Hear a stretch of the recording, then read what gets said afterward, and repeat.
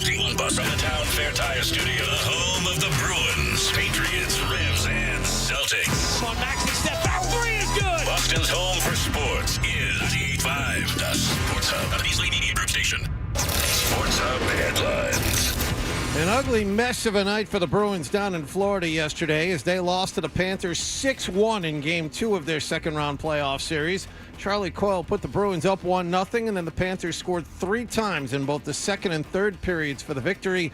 Jim Montgomery's squad still got what they came for, though, which was a split of the first 2 games. Florida executed better than us today, and last game we executed, right? And it's a long series. We got the one game we needed to get in Florida, and we go back to Boston. Jeremy Swayman was pulled after the 4th goal with 18:32 to go. Linus Ullmark finished up. Alexander Barkov scored twice for the Panthers, and then 12 10-minute misconducts were handed out in less than a 3-minute span midway through the third.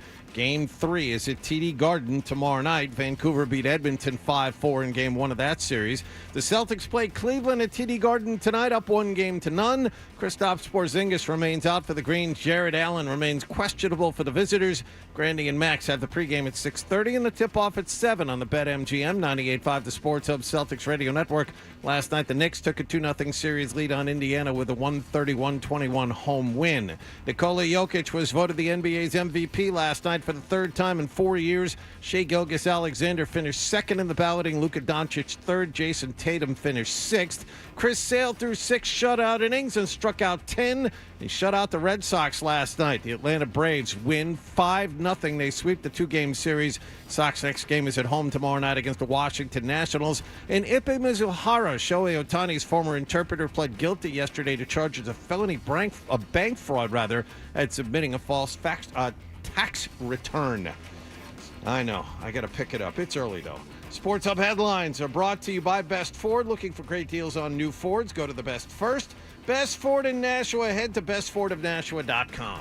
I'm John Wallach at Boston's Home for Sports, 98.5 The Sports Hub. Your next update at 6:30. This is Kristaps Porzingis. Left-hand dribble, lobs it towards Davis. Catches with one hand and throws it down. You're listening to the home of Boston Celtics basketball. 98.5 The Sports Hub. Now, more Tuncher and Hardy on the Sports Hub. Fred, hello. Hello.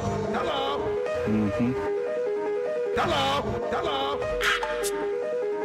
Hello. Hello. He's naked. He has a sword. Let's talk about cheese. Bruins are back from the West Coast. What the Is it okay to use this for the radio? Yeah. Welcome to the show, you sweet bitch. I had a sister. I'd like smoke some weed. I'm finished.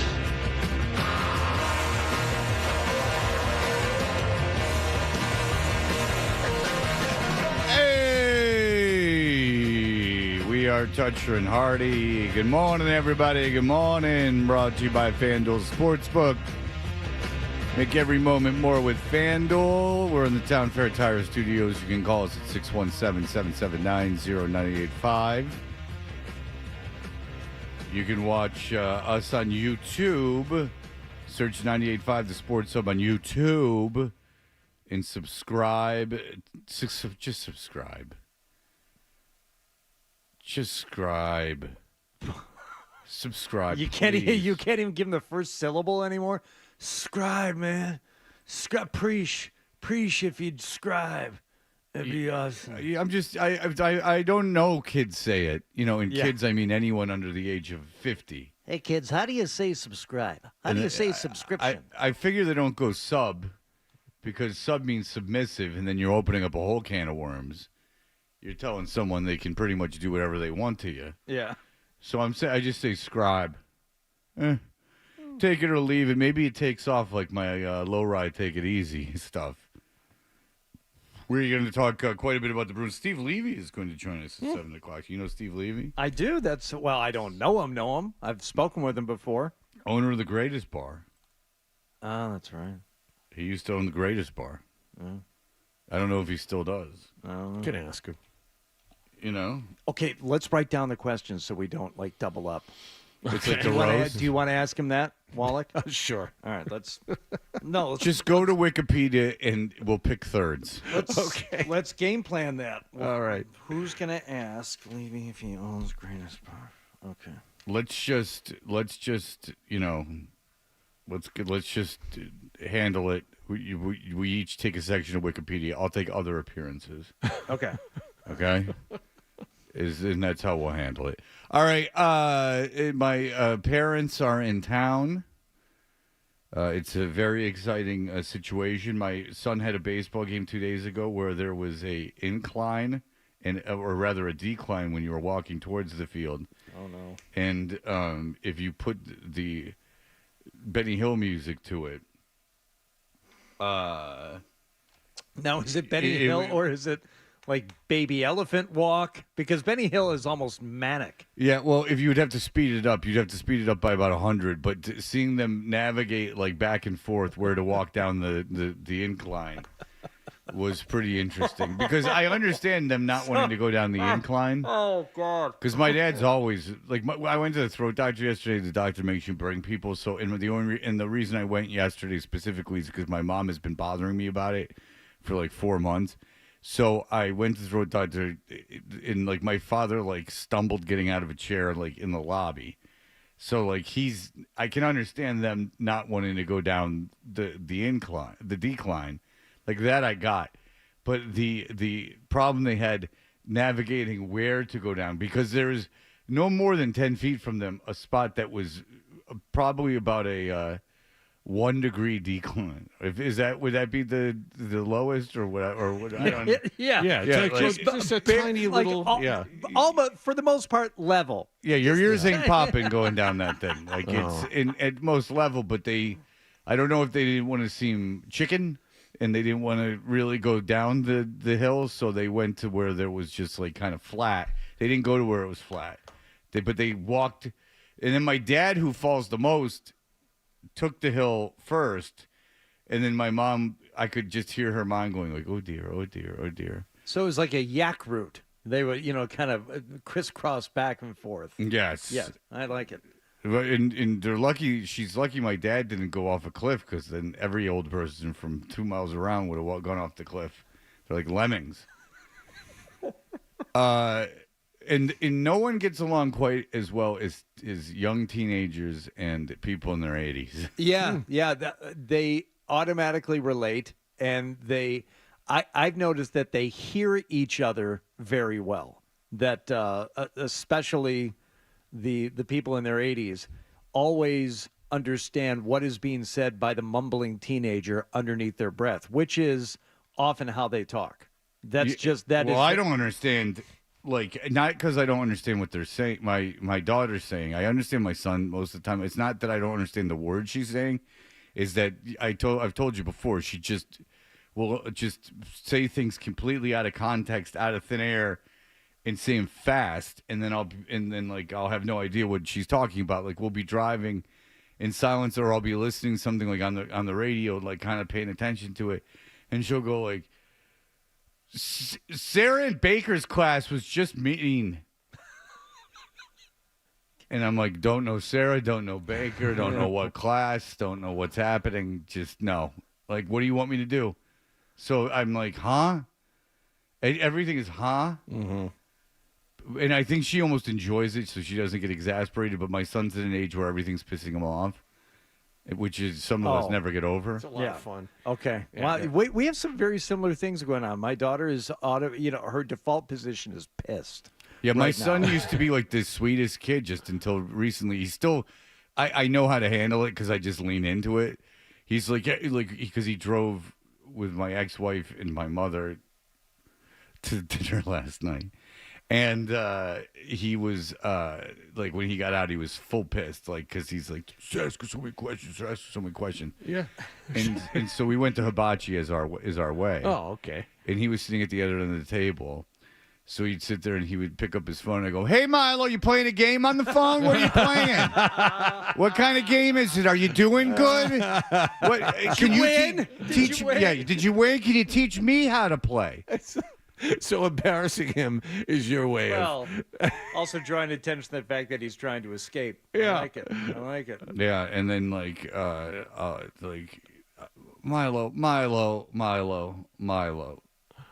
Milo, don't ignore your father, Milo.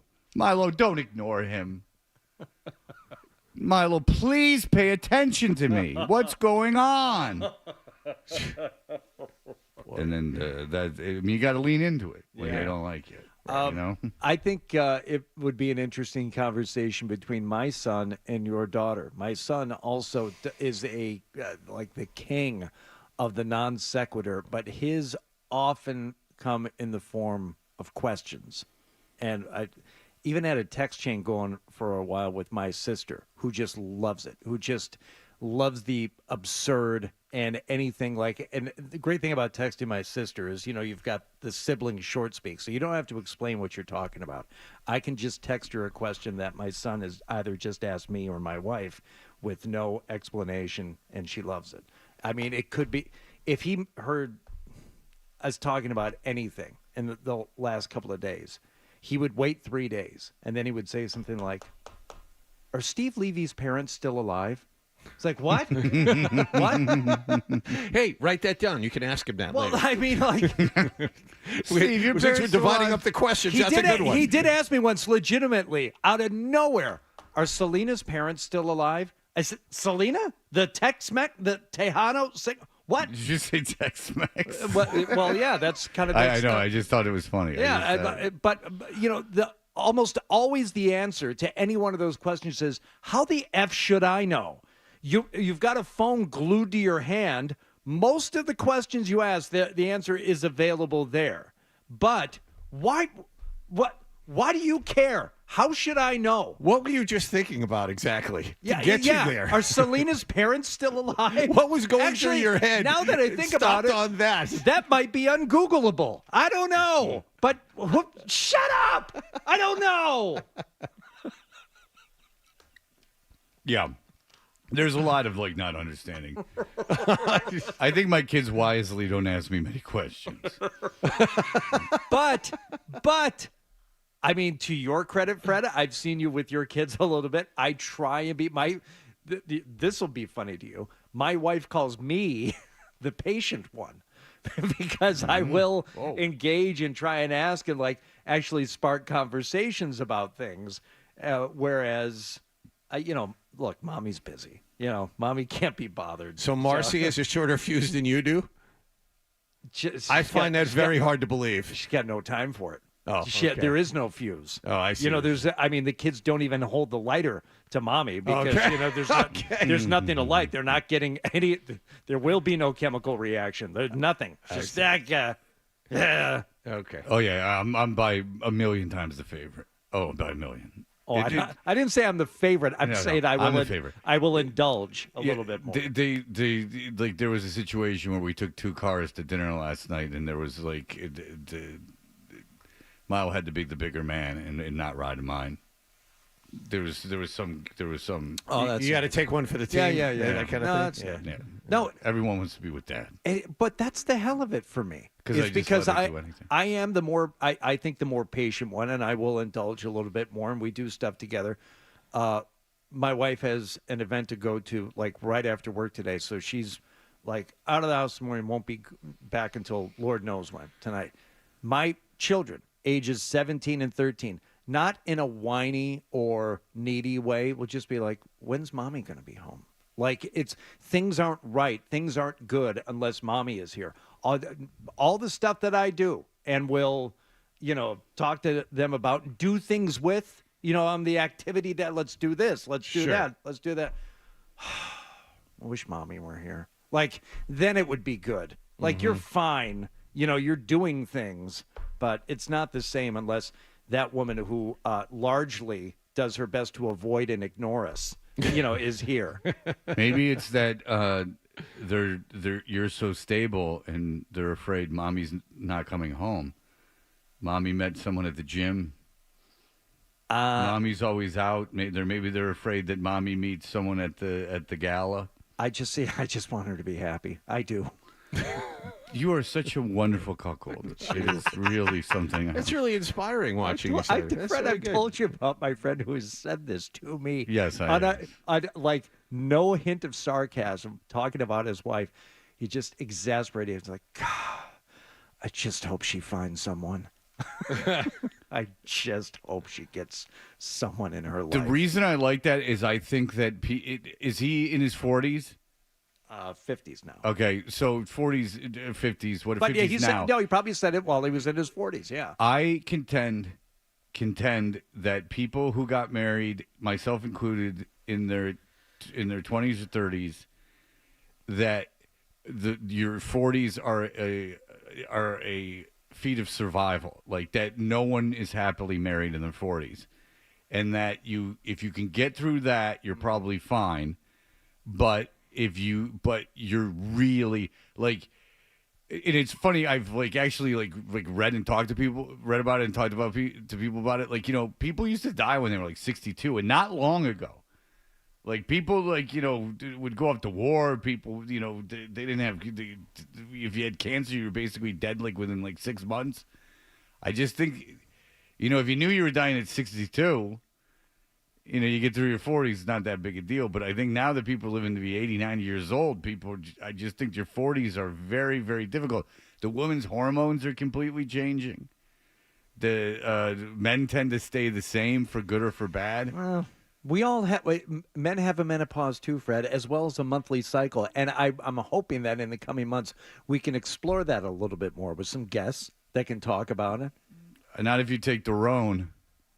But you still have a cycle. You have a monthly cycle, Fred. We're more alike than we are different. I get diarrhea every third Friday. Jeez.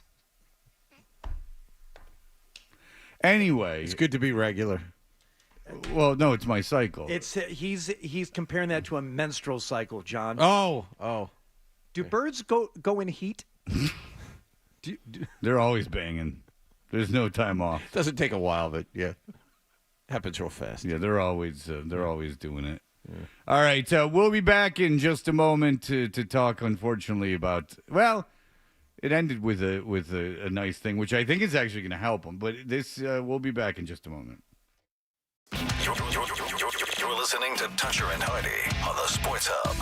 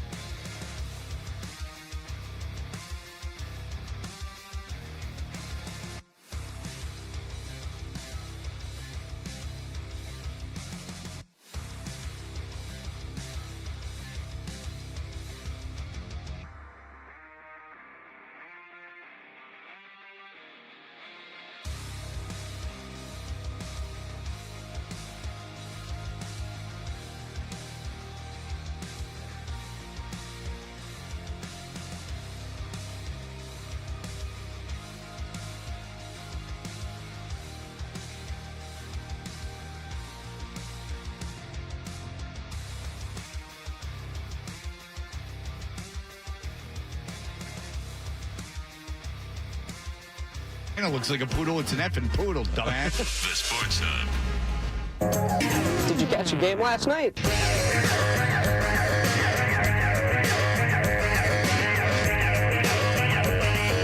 It's funny, I've gotten 2 texts from Zolak today. One is, tell Steve Levy hi, he's a great effing guy. And the other one is, hell yeah, broadcasted from Mohegan Sun and having the Connecticut Sun's head coach on. Mm-hmm. He's pretty psyched about that. The Connecticut Sun is a professional franchise located in the middle of nowhere. They've been there for about 20 years now. That's great news. But nonetheless, it is an area known for not having anything there besides Mohegan Sun. Not a big residential area. Correct. Well, Foxwoods isn't far away. But again, not many like houses, neighborhoods. A couple of golf courses. Yeah, yeah. A couple of motels that you can stay in if you don't want to fork over the money to actually stay at either Mohegan Sun or Foxwoods. Can I ask you a serious question? Is that how do the Mohegans? This is dead serious. I know why people go to Mohegan Sun and Foxwoods. They're wonderful casinos. They're fun. I like going there. Okay, that's out of the way. How does a franchise that plays more than one game draw people to their games if no one lives around there? Well, they're driving. They're drawing people from the nearby towns of Palmertown and Norwich. I know all these off the top of my head, Fred. I'm not looking at a map right now. Lisbon. There's a tremendous fan base in Lisbon. Preston. This is like Field of Dreams, almost literally. Like they just if you build it, they will come. Except the coming part. They average, let me see. They average about build it, 6,000 fans a game. If you built it, they'll play. They'll what? They what? They average, believe it or not, 6,000 fans a game. Okay, believe it or not, you gave me the option of doing that. No. I don't think there's 6,000 people that live within 20 miles of there. I think they are probably one of the. There's something like I heard this the other day. Like there are 500 professional teams of some form or another in the United States right now, and all but like 6 of them are drawing more than the Oakland A's right now, including the Connecticut Sun. Yeah, by the way. like all these teams, like the professional rugby and women's soccer and all this stuff. That like 500 teams are drawing more than the Oakland A's right now on average. I just think that if you put a product that's, I think, in this, I'm not backpedaling, but I think that even if you put like an NBA team at Mohegan Sun, you wouldn't sell out games on a regular basis. There's nothing around there. There's not. I mean, you can get people from, like when Carlton and had the gambling problem in Anthony, from Opie and Anthony would like drop $50,000 a night there. They were taking helicopters out there from New York City. Like that's a helicopter place. And we've all been there. It's like an hour and 45-minute drive from here. Yeah, I mean, it's right between Providence and Hartford, and I wouldn't put there's a reason why there are not professional franchises, at least anymore, in either one of those cities. Like major franchises, there's not enough of a population to support the fan base. Yeah, and if there's not a professional franchise in Hartford, but there is in Winnipeg. Yes. That tells you all you need to know. All right, so let's get to it. I've been avoiding it long enough. Oh, my God. Well, hey, started off great last night. It's game 2 of the second-round series between the Bruins and the Panthers last night. And, Bruins did take a penalty to start, but it wasn't long before Charlie Coyle got things going for the Bees. Coyle far side. Oh, Montour got pasted. Gave away the puck. Far circle. Sent out in front. They score! Charlie Coyle, his first of the playoffs. Set up by Pavel Zacha off the Panthers turnover. Bruins 1, Panthers nothing. Don't leave Brad Marchand out of the mix. He had a very nifty pass, hopped over a flailing defender there as they got in front of the net. Coyle finishes. 1-0 Bruins. I fell asleep after that, so I don't know what happened, but I guess maybe not as good after that. Yeah. So anyway, 1-1 in the series. Because it ended 6-1. Oh. So that tells you all you need to know. We know who's playing goal the rest of the season. There were moments early on where you thought, okay, this doesn't necessarily look like their night. Brad Marchand missed pretty much wide open net from his sweet spot. You see, it's interesting you say that because I consider, okay, now we're even. Because Tkachuk missed one from a very similar angle in game one. I wrote this down. I mean, well, who was it from them? It was Lindell, or was it Lindell that had a puck got the puck with literally no one within 5 feet of him and completely whiffed? Like, yes, he just completely, even though he went on to score. I know the play you're talking about. I don't know if that's who it was, but Fred. It might have been, it was Lorenz? number 18. It was number 18. If there was Lorenz. Yeah, if there was a theme of the night other than a whole bunch of goals. Okay, Lorenz, right. If it was obviously a whole bunch of goals scored by Florida. But the theme of the night to me watching this was Florida getting so many uncontested in terms of space to shoot shots from out on the point, near the face-off circles, like left alone. Bruins were packing it in front of Swayman to start and allowing these guys to pass the puck back and forth and wind up and take slap shots that were felling guys down. I mean, how many Bruins got hurt last night? Forber got shots? hurt. McAvoy got hurt. The deal is that I think it's quite obvious. The Bruins in the first period, great, and I just think they got tired. I think that they were fatigued, that it was too much. That it finally caught up to them. Whatever the case and may I heard be. predictions about that from guys that had played in the league that it was going to hit them at some point in game two, that adrenaline gets you through game one, and that in game two it's going to hit you. Because, I mean, they couldn't get the puck. You're right. They couldn't get the puck out of their zone. I mean, they were thoroughly outplayed. And it wasn't like in Toronto where it seemed like there was a lack of effort. I don't know if you'll agree with me, but it almost didn't. Like, you know, when they lost at Toronto, and you're like, what are you doing? Like, how is this happening? It almost seemed like they just couldn't will themselves to get the fuck out of the zone. Like, they were just trapped. Go ahead. And because of that, you know, it's easy to say, well, Jeremy Swayman played poorly. He didn't play poorly. It could have been 10-1. Jeremy Swayman was, I thought, pretty good. That everybody around him. How many uncontested goals? You're talking about uncontested shots. Who said he didn't play well? Well, I spent some time reading after the game last night, and they were saying, you know, Swayman had a rough night. Swayman didn't have a rough night. He had a rough night because of the guys playing in front of him. That was my point. Yes. I think Swayman was just as good, oddly enough, in game two as he was in game one. I don't think that he was just as good as he was in game one. I didn't see any bad mistakes he made, except for that one shot at the end of the period. At the end of the second period. But he gave up 4. 3 of them weren't his fault. Yes, I agree. Yes, but in game one, he didn't give up any that were his fault. So, I mean, we're splitting hairs, whatever. I don't know who... Like, hockey people said he didn't play well? No. Like not like you don't go online and take a look at people, like, right? But I mean, Twitter the people? overall feeling was that, you know, he had to pull him. No. He pulled Swayman to rest Swayman so he can play him next game. Yeah, the game was over. Olmark's not playing again. I don't think he is unless it's another situation like that, and hopefully it's not. But well, yeah, I mean, Swayman gets hurt or Swayman falls apart, then Olmark's going to play again. But if everything is normal, then I don't think that Swayman's coming out again. And Montgomery said after the game he thought Swayman was fine. He thought Swayman was great. Like we were saying, Swayman was great. Everyone around him was terrible. The goal at the end, it was a killer. The goal at the end of the second period was a killer. I mean, there's a second. It turned out it looked like there was less, but there was like a second left when it went in. And, it was a killer. It was awful. Scramble that puck. They pound it up the near side. Don't get it out. Montour shot a roller back of the net. 2 seconds left. They score! The shot from the left point by Forsling finds its way in with 0.3 seconds left. Panthers 3, Bruins 1.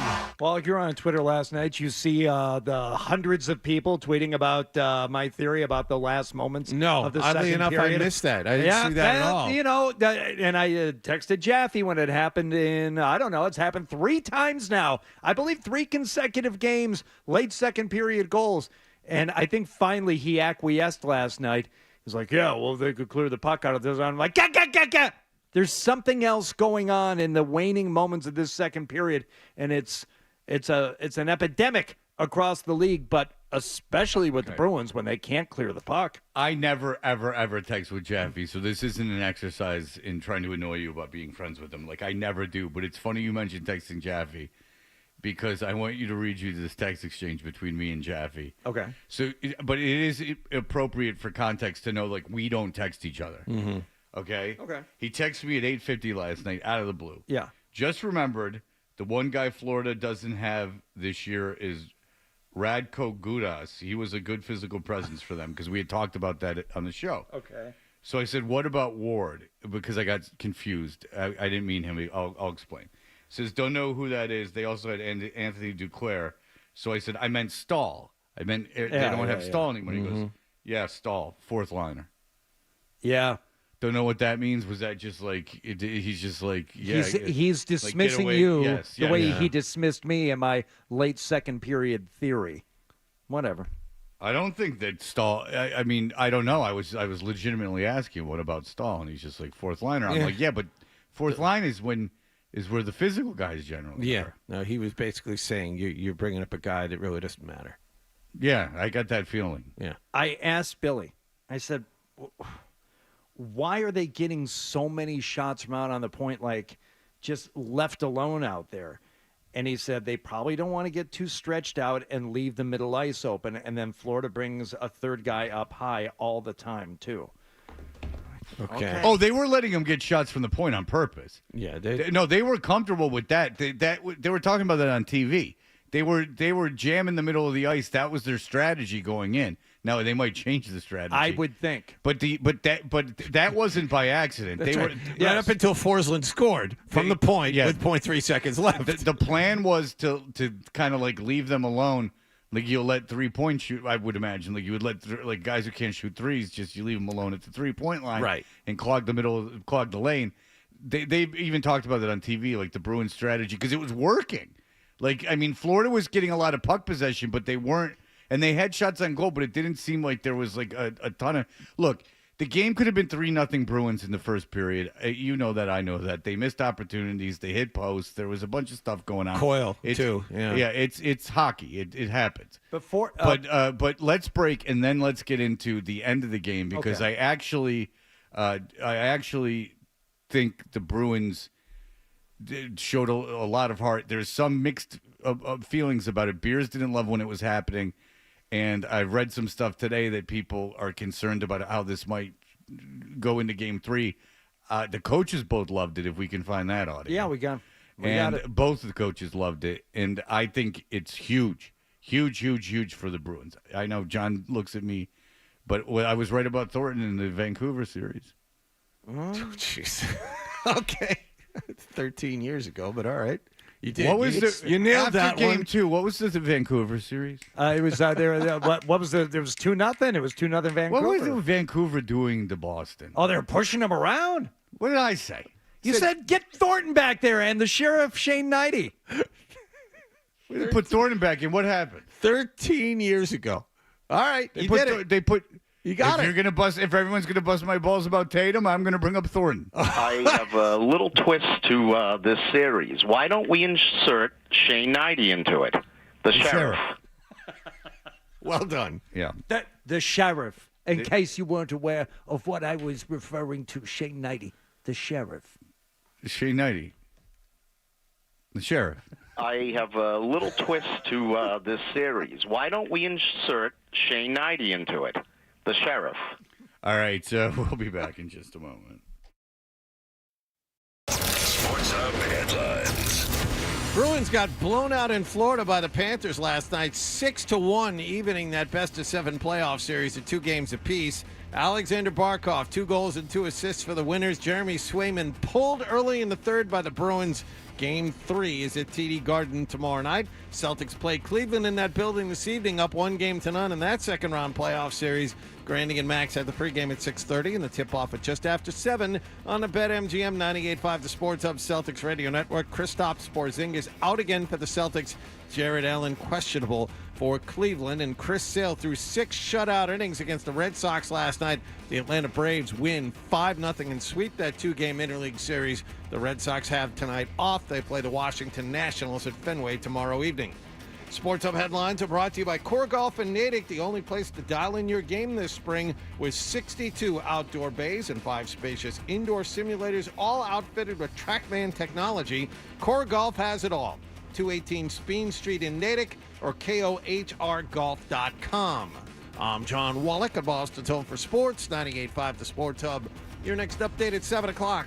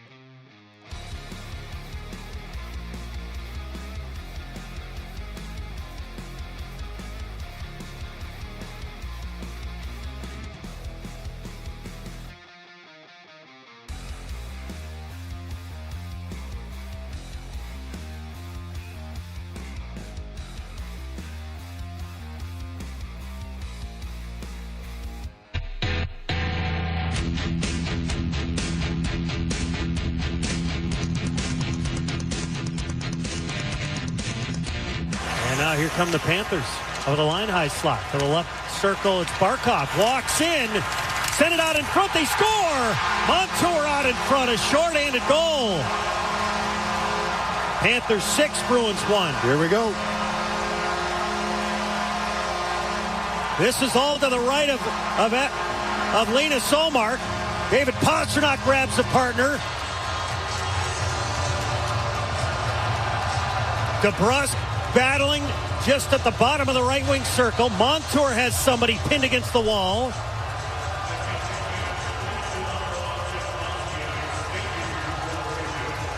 Mikkel is on top now of one of the Bruins. It was McAvoy on top of him. Now Mikkel has flipped it.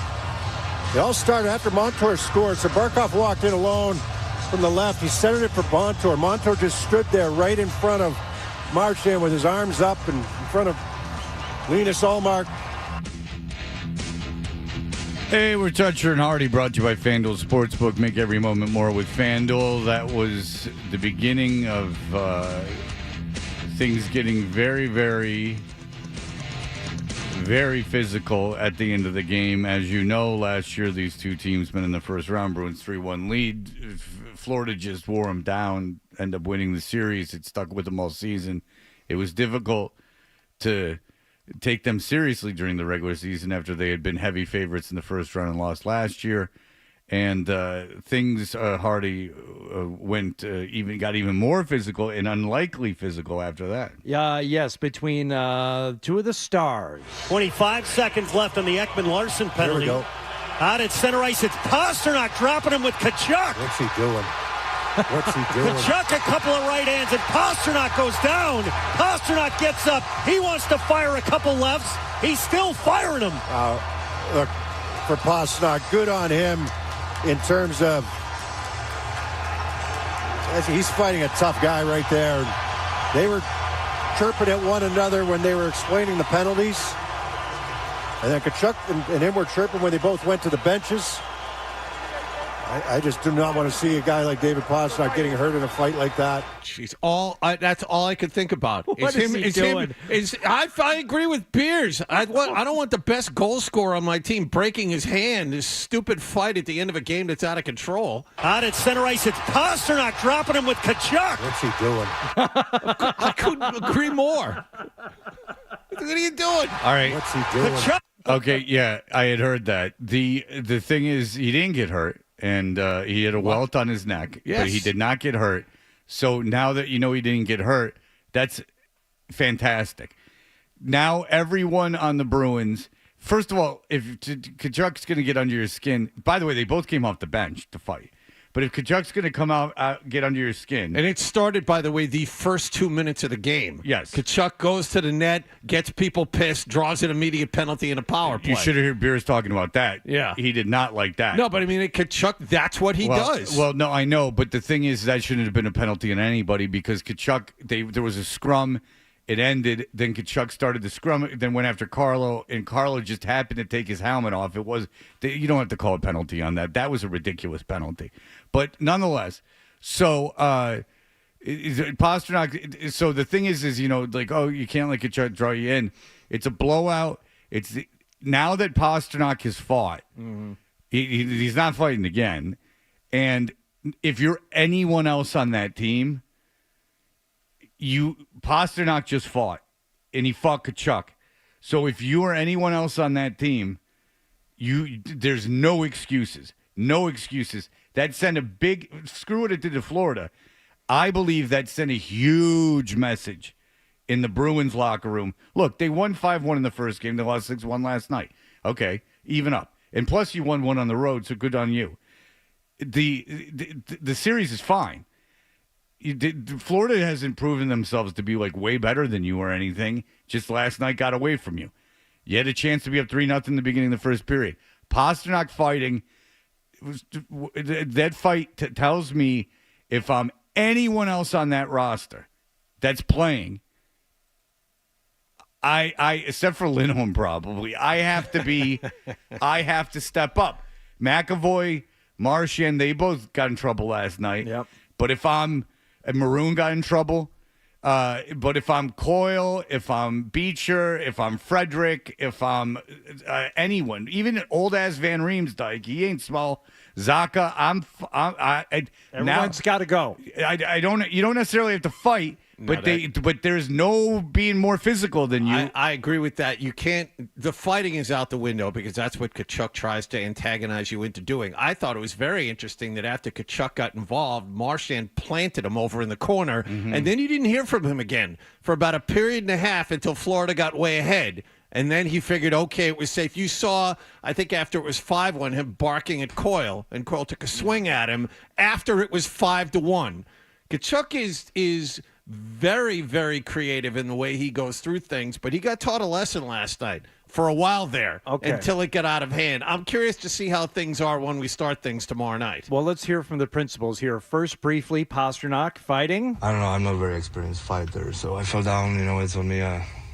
Wish I approached it a little better, but how I said, I haven't been in many of those. That's okay. That's okay. No one liked it initially, but as Fred said, you came out of it okay, and it probably proves something, number one, to your coach. And what I'm really proud of, I'm proud of Pasta. Because there's so many guys out there pushing after whistle when the linesmen are there. Pasta and Tkachuk, they just went out there and fought. That's what you like. You like your hockey players to be competitors. So I tend to think that Montgomery thinks the way you do, Fred, in that if your best guys are going to do that, you want all your guys to do it, but especially the guys who aren't accustomed to doing it. It shows that that they're literally up for the fight. All right, do you have the Florida coach? Because this is the best one. I do. I was saving the Paul best Maurice. one. I was saving the best one for last, kitten. Daddy's got you. No one's challenged. Got you right no one's here. challenged you, Hardy. Just asking for the audio. I don't even feel challenged. I think we're having a moment here. It's like, do you have it? And I'm like, oh, I've got it. I've got it for you, and I'm going to give it to you. I can tell it's working. It's not enough to work to do the job, but it's working right now, right in the old pants. Yeah. All right. And you're going to see that on the highlights. So you're not over and over and over again. I think it's a good thing. You got two elite offensive players, and Chucky's a 100-point guy all day long. Pasternak's just this brilliant player, but it's playoffs, and they each have their team. Right, they got their brothers in the room. It gets a little spicy out there, and they want to go. I think it was awesome. I think when it was over, they both looked like they were fine. Sorry, whoever's offended by that concept, I don't care. I thought it was awesome. Yeah, I thought it was great. As soon as I stopped holding my breath, and you can bet Montgomery felt the same way. Watch it. What are you? Oh, this is great. He's good. Okay, fantastic. Yeah, I look, if Pasternak got hurt, obviously Tkachuk wins. But as it stands, I think that's worse for Florida than it is for Boston. That it could have gone the other way, obviously. I agree. The physicality got ramped up. It'll start that way immediately tomorrow night, but the Bruins can't get baited. That's the thing. You can't cross that line. You got to go up to it. But in a series where they were worn down last year and out muscled, this team is much more. This team now has laid the gauntlet down. Forget what it does to Florida. I'm talking about in the Bruins locker room. Yeah. I only like Fred because Pasternak didn't get hurt. It's the major league mentality. Nice fight, Pasta. Don't ever effing do it again. No, he's not going to fight again. But the thing is, he did it in Game 2. It's 1-1 going into Boston, and it sends a message to his own team that, listen, man, if I'm fighting, you guys aren't taking any crap. RJ, go ahead. Hey, guys. Yeah, I couldn't have loved it anymore. I know, some people, might be at risk, like, he's going to get hurt, this and that, but he did what he had to do last night. That's something we lacked last year, like you guys said. And like you said, Fred, doing it in Game 2 when you're getting killed is a perfect time to do it. And I'm telling you right now, if I'm a player on the Bruins, I am absolutely fired up going back home. And if you look at big picture-wise, I'll take where we're at, 1-1. And I think Pasternak, woke his team up, and I expect them to come out flying tomorrow. So I agree. I loved it. I agree. It's an indictment on the. It would be an indictment on the locker room if they don't come out and be physical. There was, by the way, a throwback to you've heard of the big bad Bruins. There were almost 150 penalty minutes last night. There were 12 10-minute 12 guys got kicked out of the game in the third period. Well, you saw the bench. The benches by the end of it, they were empty. I mean, that's a throwback to the way, Mike Milbury taking a guy's shoe off and beating him up with it in New York. Maroon just wanted 10 minutes to sit down. That's why what Maroon wanted. Tired. No, Maroon that kept was a skating throwback. over. It's like, wait, you haven't kicked me out yet? Hold on. Let me keep talking until I get thrown out of this game. Because when it happened, they said, I don't know what he's getting thrown out for. It was fantastic. He must have been told, say one more word and you're getting the 10-minute. Well, just skate, and another thing. Yeah, he's like, this game's over. Get me out of here. I need He was rest. first. He wanted to make sure he got out of there. Yeah, he's like, let me sit down for a little bit. Yeah, Maroon and Cousins were the first two guys. No, sent Maroon off. Maroon. That's a veteran for you. This game's out of hand. It's not going to get any better. Why don't I go sit down for a while? Jeff, go ahead. Oh, I was just going to say Swayman was great last night. Even the third goal, he never saw it. McAvoy's ass was right in his face. McAvoy has just been total dead weight through the series. So, yeah, I agree with you guys. Hopefully the Pasternak thing has woken everybody up. And, they were just turning the puck over left and right in their own end last night. So, Yeah, if Swayman doesn't fall apart and doesn't get hurt, Olmark shouldn't play again. If Olmark plays again, it's bad news for the Bruins. And to McAvoy, I think, if he's concussed, nobody wants that. But as a way to excuse what happened, he got rocked right before the second Florida goal, and he was without his stick trying to defend out in front of the net. I think that was the first time he got his eye opened up. Right. So I think maybe he didn't know what. That's the thing. If he had his stick, maybe he can get the puck out from in front of the net. As it turns out, he could not because he didn't have his stick. Yeah, he had to leave the bench a couple times. All right, Steve Levy's going to join us in just a moment. Toucher and Hardy, 98.5 The Sports Hub.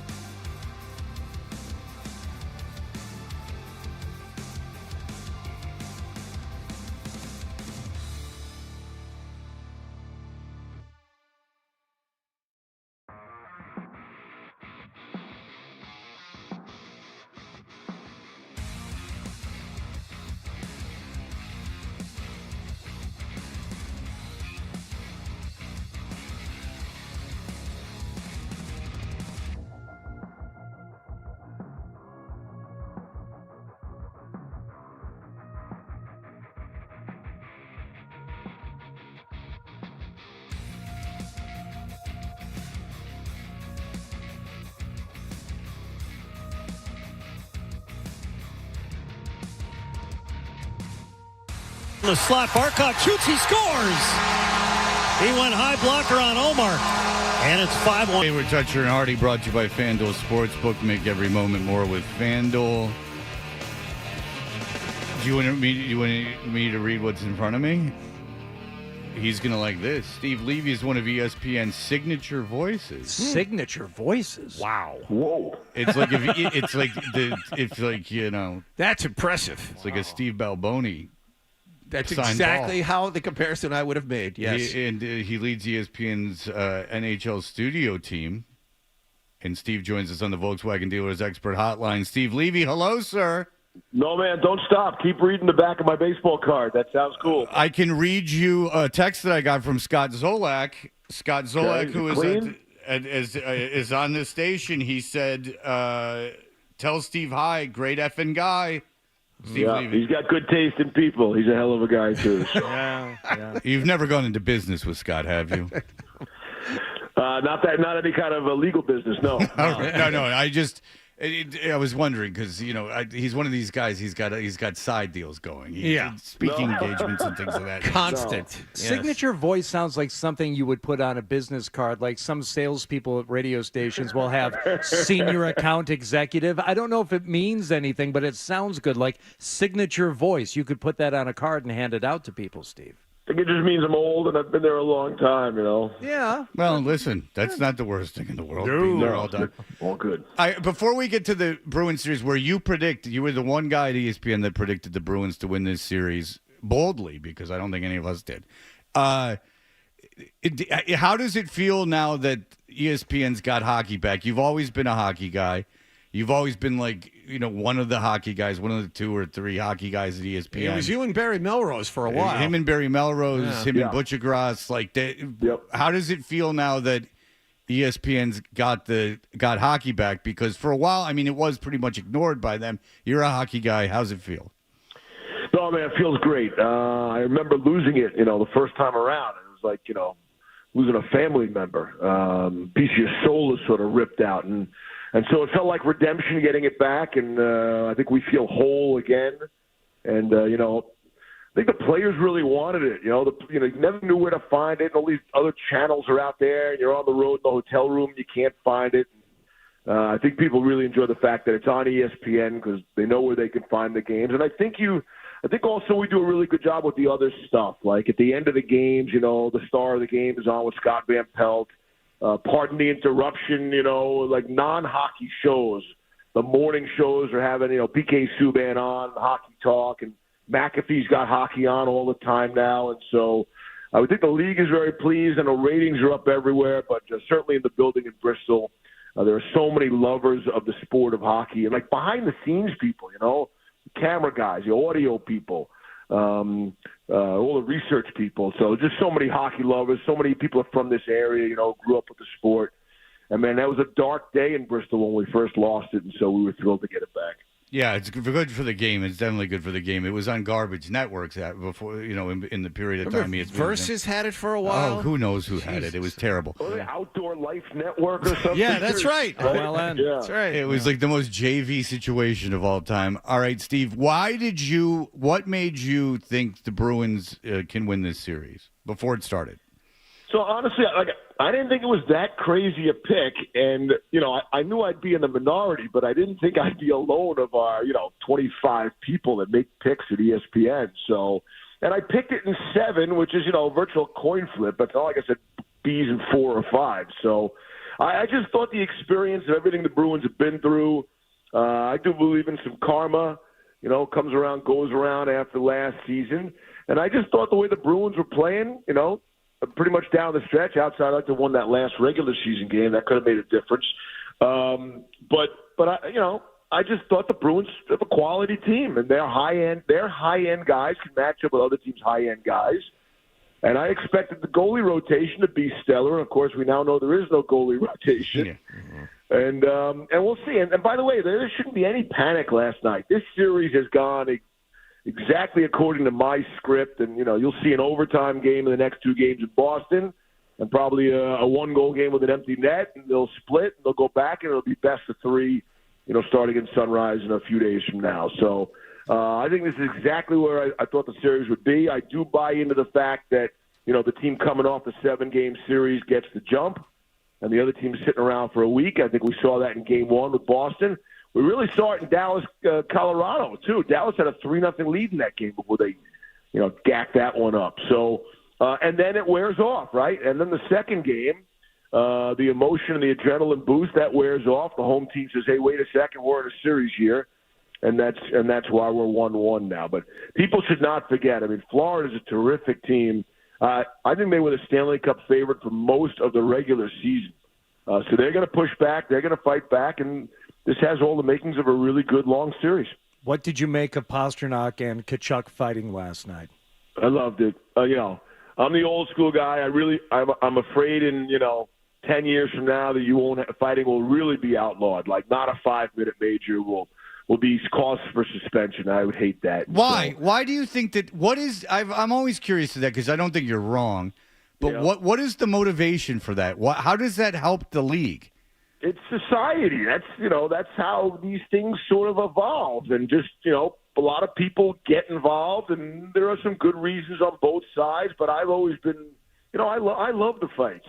I think it's great. I think it's a piece of the game. Now it's not my kid playing, right? It's not my kid taking those, bare knuckle punches. So I understand the other side of it. But I love the entertainment value. I love the anticipation.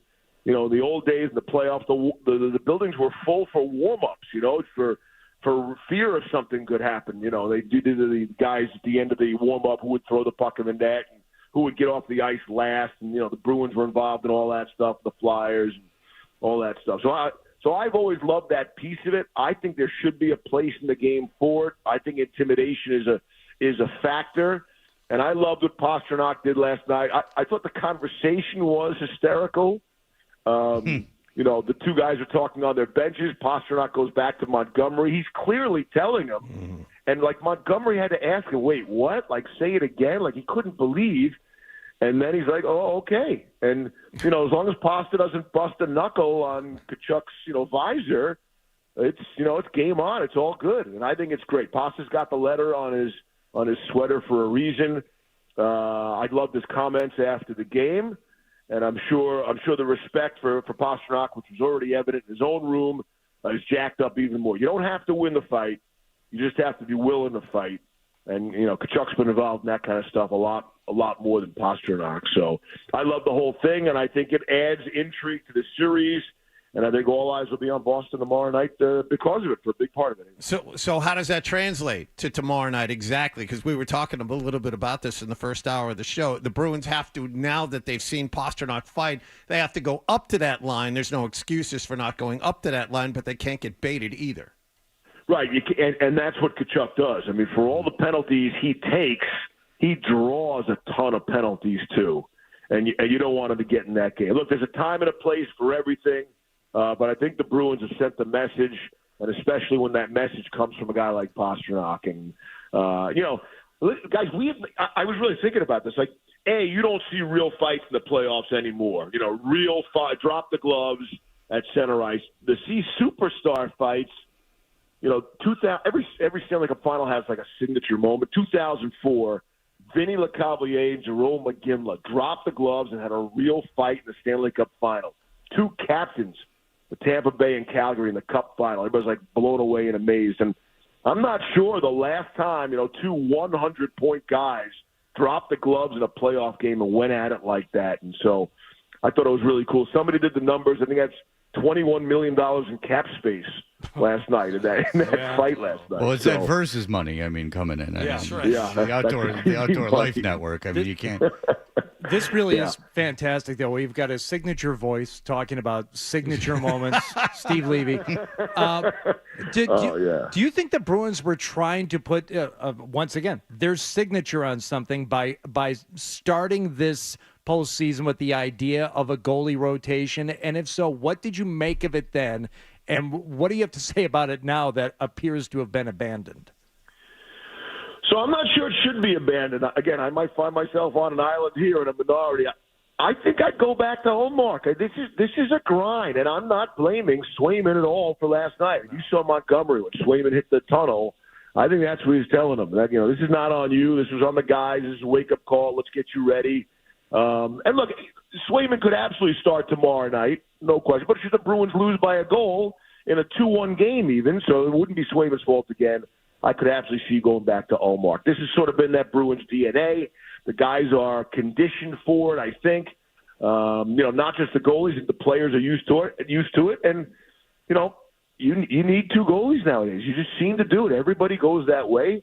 Shesterkin's playing great in the Rangers. I would not be surprised if they go on a long run and they have to go to Quick for one game. I would not be surprised by that at all.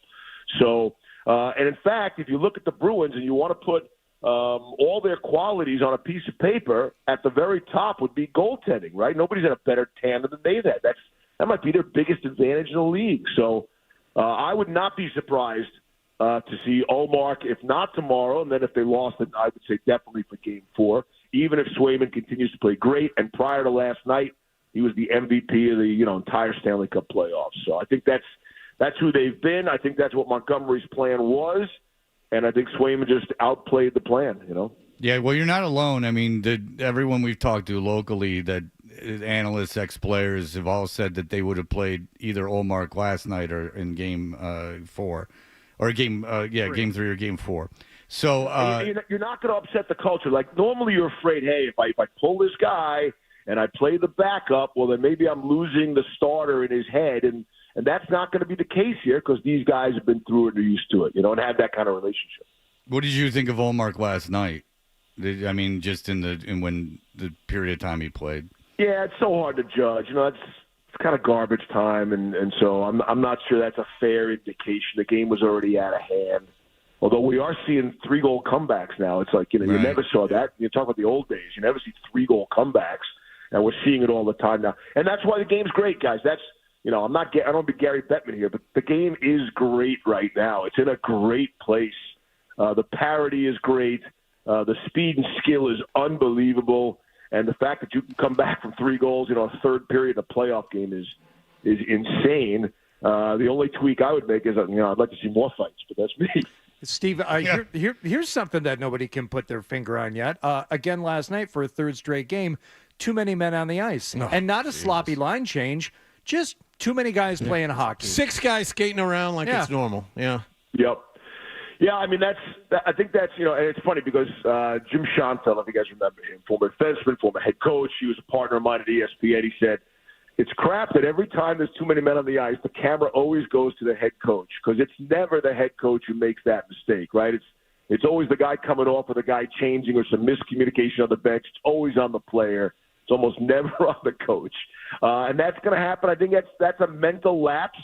And, sometimes the linesmen are looking forward closer and how close you are to the bench. And, the other team, sometimes they'll shoot the puck into that area and make it a bigger deal. So, listen, we got to look at 15 shots on goal. We got to look at that too. Yeah. Like, let's not, you get caught up in that Game 1, right? The thrill of Game 1 of the Bruins just hammering the Panthers. Whoa, here we go.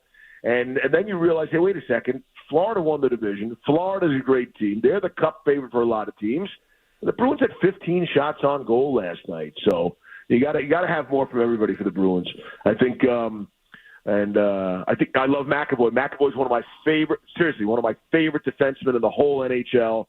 And I think he had a rough night last night, and that's going to happen too. He might be banged up, so who knows? He had to leave the bench a couple times, so who knows where he's at? All right, well, Steve Levy, it's great to talk to you. We've never talked to you before.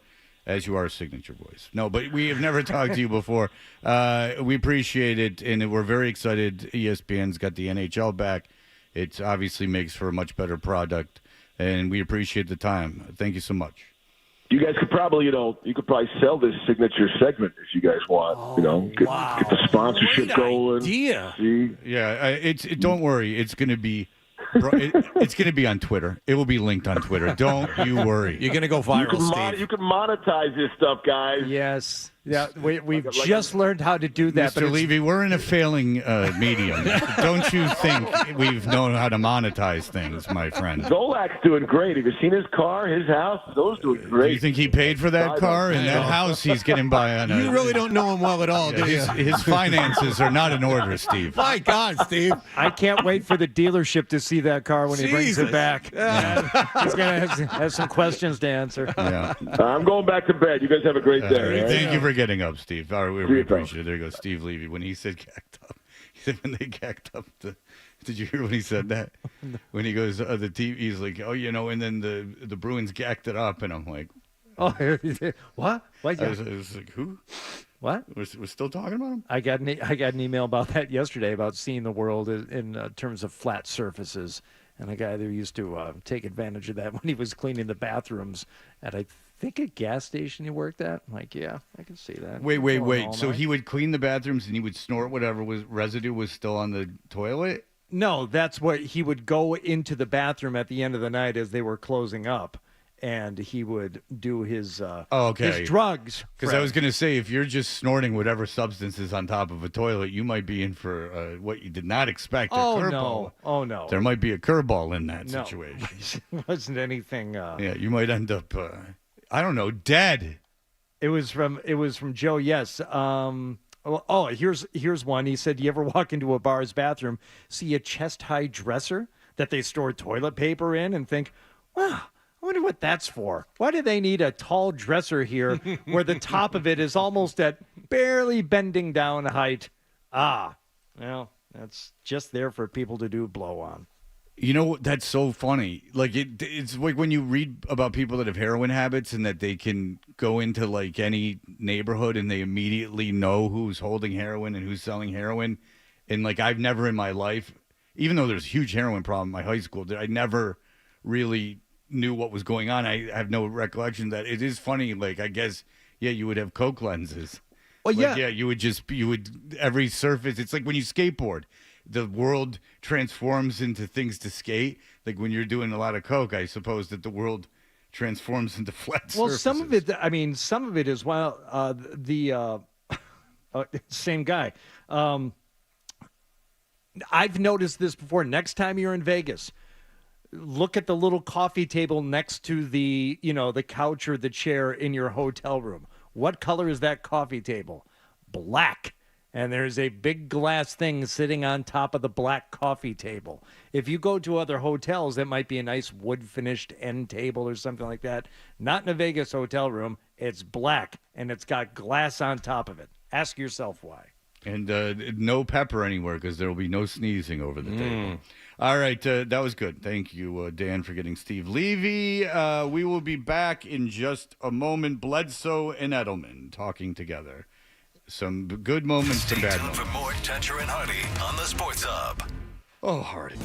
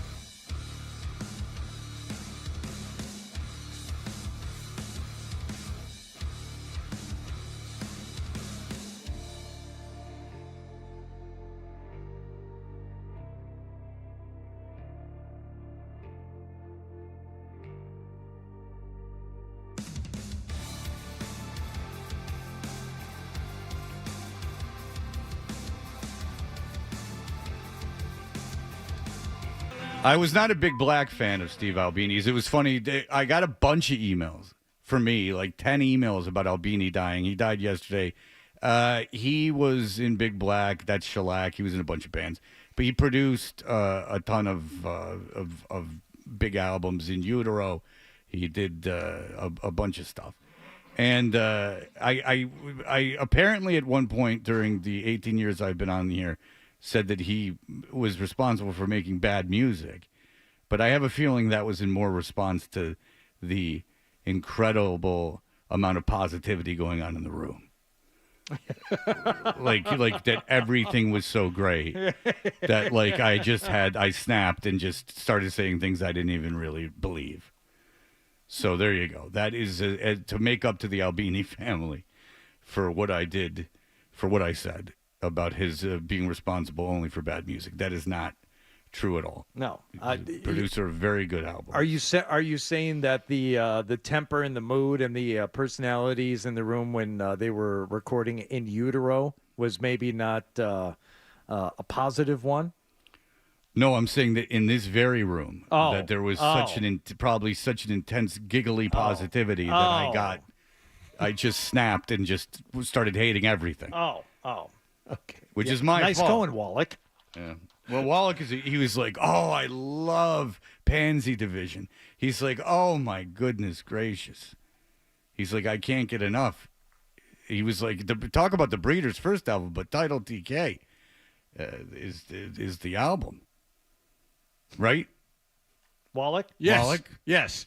You know what I'm saying? Yes. I remember that moment well. I was over the top positive, and then you just got irrationally angry for no reason. I mean, he wore a Neurosis shirt in here almost every day for 4 months. I didn't think anyone would notice. All right, so there you go. My apologies to Steve Albini. I don't know what I was doing. I think I said a lot of very negative things just because I snapped. We're back for the 13th Who Is Your Caddy Classic, benefiting the Pediatric Advanced Care Team at Boston Children's Hospital. We're teeing off early with an online auction. Live now. Visit 985thesportshub.com/caddy. You can bid on the following 3 items until May 13th. You and a guest can play with me and Hardy. You and a guest can play with Felger and We have Maz. retaken the lead, by the way, Fred.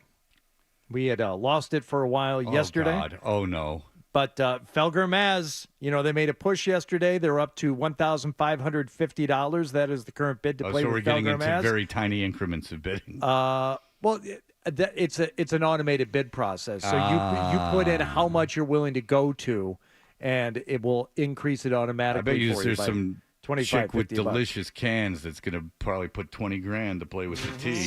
What? Yep. Some chick with delicious cans. I thought that's what you said. They'll probably be like, how much to spend 5 hours with that? You don't know. That's possible. $1,600 is what you and your fun bags are going to have to come up with now. Well, they wouldn't be my fun bags. They'd be fun no. bags I'm to speaking enjoy. to the woman with the fun bags. Yeah, it'd be some rich broad. You're gonna inherited a bunch of money. You have She to- had like an old dad, so she's all messed up. $1,650 now it will get you because the current bid is $1,600. You know, like someone who's the product of like a dad's 6th marriage.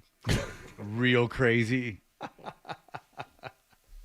Fun for a week, and then you start getting weird texts. The Rob Gronkowski signed football is sitting at $275. We could use it. Regular foursomes for the tournament are go on sale. I don't know. The tournament's June 10th. Thank you for Long Drink, FootJoy, PXG, the Seaport Hotel, and the Bruins Foundation, and Bose. The regular tickets go on sale Tuesday at May 14th. All right. Well, it's very important people know Yeah, they do want to know that. Okay. All right. You are something else. Am I? All right, here we go. You found this, which I'm very excited about. Is this Jules' podcast? Oh, let's hope so. I call him Jules. Is this Jules? Is this J11's podcast? This squinty Fred, you're eye- a hater. J11, everyone's wearing it. Are they now? How much money do you think he lost on that enterprise? I don't. Hopefully, he did not put one dime into it himself. Oh, no way was that financed by just... You don't think he personally financed any of that? I think a lot of these clothing companies will be like, here's the logo. We're going to buy all the shirts from China and just put your logo on the shirt. There's still money being spent. I don't even think it's that. I think Edelman's like, hey, Brady's doing it.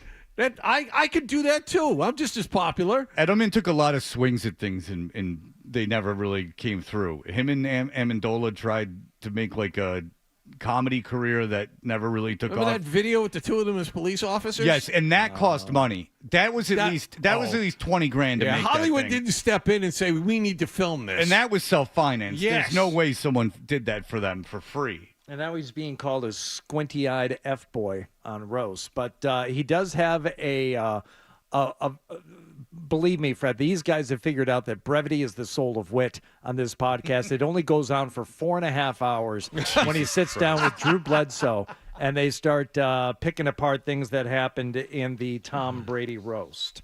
All right. What'd you think of Bill's bit? I thought he did all right. Yeah? I thought when they rolled out that TV thing with Segura and Kreischer, I thought that was going to be Bill putting up like plays or something. Bill too? It would have been funnier. It would have been 1,000 times funnier. Thank you. So you and I obviously think alike on a lot of things. When Edelman said that, I said, that is a good idea, and it's the start of an even better idea where had they done a bit where Bill maybe breaks down a play or two, kind of gets it, all the football people all, oh, this is awesome, and then starts breaking down random stuff. On the sideline, like, Brady, what are you wearing here? Well, he could breaking down like the when he had the goats and the GQ thing when he was younger. How funny would that have been? Well, anything would have been funnier than what they did. I was with my 82-year-old parents last night at dinner who watched some of the roast, and they said, "Oh wow, the woman." They don't know anyone's name. They're like, "The woman did really, really well," and they're talking about Nikki Glaser, and they're like, "Isn't it funny that the two comedians were the worst out of everyone?" That the two comedians weren't funny at all. Yeah. I mean, that's a shame. I feel bad for him. I mean, to bomb to that degree. I mean, and to be that nervous. Woof. And Kreischer, I thought that was going to be Bill putting up like plays or something. Bill too? Right. Oh. I thought that would have been hilarious. Yeah. If he was just up there roasting us like, cowboy clicker. And it would be such a Bill way of making fun of some. Look, you didn't even double team that guy. It wasn't hip to hip. Like, right. It would have been pretty good. Maybe not. Okay, no. Maybe the way they're describing they had it the start of a good idea. Yeah. That's what I'm giving them credit for. Yeah, maybe they stay out of the writer's room. They do talk on the podcast. Well, they talk about everything because it goes on for 11 days. They read, actually, Beowulf in its entirety. But they do talk about the writing process, how generous all the comedians were, which is kind of good to hear. Like, Jeff Ross sat down with Edelman for like half an hour. It's like, okay, this is good, but no, you take that out. And it's weird to me because I think you and I have talked to enough comedians over the years, and we watch, comedy specials and documentaries about them. But that many of these people work on it very, very specifically. I mean, this has been going on for years. Seinfeld is known for it. It's like certain words, pauses, and they get that's why they're the same every night, because they've figured out what's the funny way to say this, in what order, in what tempo, and they take it seriously. So when they were helping him with their jokes, they were saying, no, you change this word here, but you say this first, and then you leave that part out. Yeah, they could have they could have steered into that pretty hard. Yeah, but I don't know if enough of the writers and producers will actually really understand that in a way to actually make it funny. So they would have had to bring like us in. I thought it was, for him, I thought it was really good. Yeah, like the fact that he's number one showed up and then he was pretty funny in his awkward way. I mean, did Tom really get mad at Jeff Ross? We're sitting up there. It certainly wasn't on the teleprompter. Yeah, and I don't know if that was part of the script or not, but it seemed sincere. Yeah. Like, hey man, no, you don't go there. Which, by the way, did you know that Kraft was going to be there? I didn't know he was going to be there until like yesterday. Yeah, right when we did it. I heard that. There was an article in the Washington Post. Says Tom Brady must really need money or attention or proof he's a bro. He needed it bad enough to do that Netflix roast, in which he gallantly sacrificed the mother of his children to clumsy third-rate comics. She should be the head of a network because she obviously understands the appeal to people who watch the game of football. She doesn't understand that that's precisely why this whole thing occurred from Tom Brady's end, is to humanize him in some way. And I don't understand how it's offensive that his wife, pointing out that his wife is having sex with a judo instructor, if she's indeed having sex with a judo instructor. And I guess Giselle said something like that, this is bad for the kids. And isn't that convenient? Like, it's so bad for the kids. Well, you're the one doing it. Like, if it's true, then all they're saying is something the kids already know. How is that negative towards them? And apparently the kids indeed were off limits. Nikki Glazer talked about it. It's in this Globe article. The Globe makes a good point, I think, that of all the things Brady got supposedly mad about, it was the spa thing from Kraft. Like, that was over the line. And I do agree with the person in the Boston Globe. I haven't read it but intently. Let's just assume that the person who wrote the article wanted more jokes about that. I'm all for that. I wish there was a lot more. I wish there was 85 ring camera jokes and 85 spa jokes. I really do. And they kept flashing to Kraft during all of them. And they did that intentionally so that all these comedians didn't go too deep on the, massage jokes and all that. Dude, so many gay jokes, dude. What happened there after I left, dude? I mean, what's the shower scene going on? Because there wasn't a bunch of that stuff happening when I was there. Full National Geographic bird watchers everywhere. Right. What are they talking about? Why so many gay jokes? Bledsoe asked Edelman, what happened after I left there? You guys, there were a lot of gay jokes, like you guys were all, into each other. What happened? So. Wait, Bledsoe played with Zolak. Right? Yes. Has he ever sat down with Scott and asked him to relay some tales of his playing days? Has he ever sat down with Scott and Scott has not offered to take off most of his clothes? Yeah, he doth protest too much. This is like when people really hate gays and all right, you're gay. Like, there's no way you would care nearly this much. You spend any amount, and Bledsoe has spent a lot of time with Zoe. If you spend any amount of time with Zoe, it's very natural for him just to, undo his pants, to retuck his shirt, or do something. There will be nudity. How about even more explicitly? Have him tell you about his early days at Maryland. Or the donut box that he offered. Oh, well, that was very early in our. It was a different time. People just watching birds left and right, Drew. Ben Affleck, man, that was. I'm sitting there next to Randy, and Lena was like, "Hey, man, what's he talking about?" Like, I couldn't figure out what he was talking about. Yeah, I think he was talking about Okay, I got to stop. I can't take it anymore. But is there anything I need to play out of this thing? No. Okay. And by the way, those were the clips from the first 30 minutes. That went on for 4 hours. I tapped out. 617-779-0985. If you've consumed that entire podcast. There's not a chance in hell we get a phone call. Even if you admit it, there's got to be some Valvoline oil change thing or something that we can give you. A hell of a good dip set. If you can sit through that I couldn't sit through that. I played 1:45 of that. And I can't hear the two of them dissecting comedy. And especially, like, Bledsoe seems very, very delighted at himself. I mean, he is sitting in the pocket. Well, he is a man who's got his legs crossed and a glass of wine in his hand.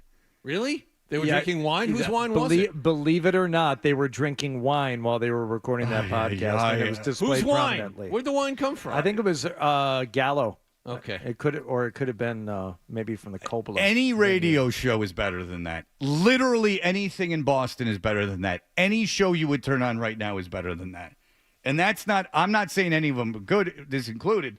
It's better than that. There's no way anyone's listening to 4 hours of that. No one. No one related to them. The two of them aren't listening to it. No one there was happy it was going on anymore. That's terrible. It's terrible. It really is. I'm a little agitated at them.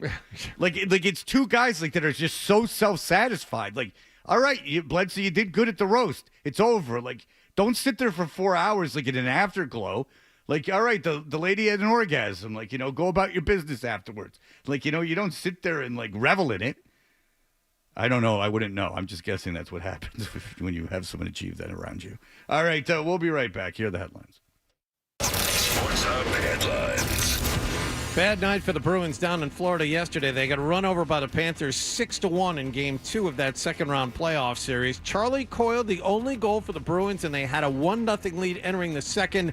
and then the floor fell out from under them. Jeremy Swayman pulled after the fourth goal with 18:32 to go. Alexander Barkov, 2 goals and 2 assists for the Panthers. Series is even at a game apiece. Game 3 at TD Garden tomorrow night. Celtics host Cleveland tonight, up 1-0 in that second-round playoff series. Kristaps Porzingis still out for the Green. Brandy and Max have the pregame at 6:30 and the tip-off at 7 on the BetMGM 98.5, the Sports Hub Celtics Radio Network. And the Red Sox got swept by Atlanta last night, 5-0. Chris Sale struck out 10 over 6 shutout innings against his former team. Sports Hub headlines are brought to you by Cross Insurance, known for building winning partnerships with teams of all sizes, the official insurance broker of the Red Sox, the Bruins, and the Patriots. Visit crossagency.com. Cross Insurance, your team, your choice. I'm John Wallach at Boston's Home for Sports, 98.5 the Sports Hub. Your next update at 8 o'clock. Hold everything 98.5 the Sports Hub has to offer in the palm of your hand. I need that. Listen live. Get breaking news. I need it. Download the Sports Hub app. This is Sean.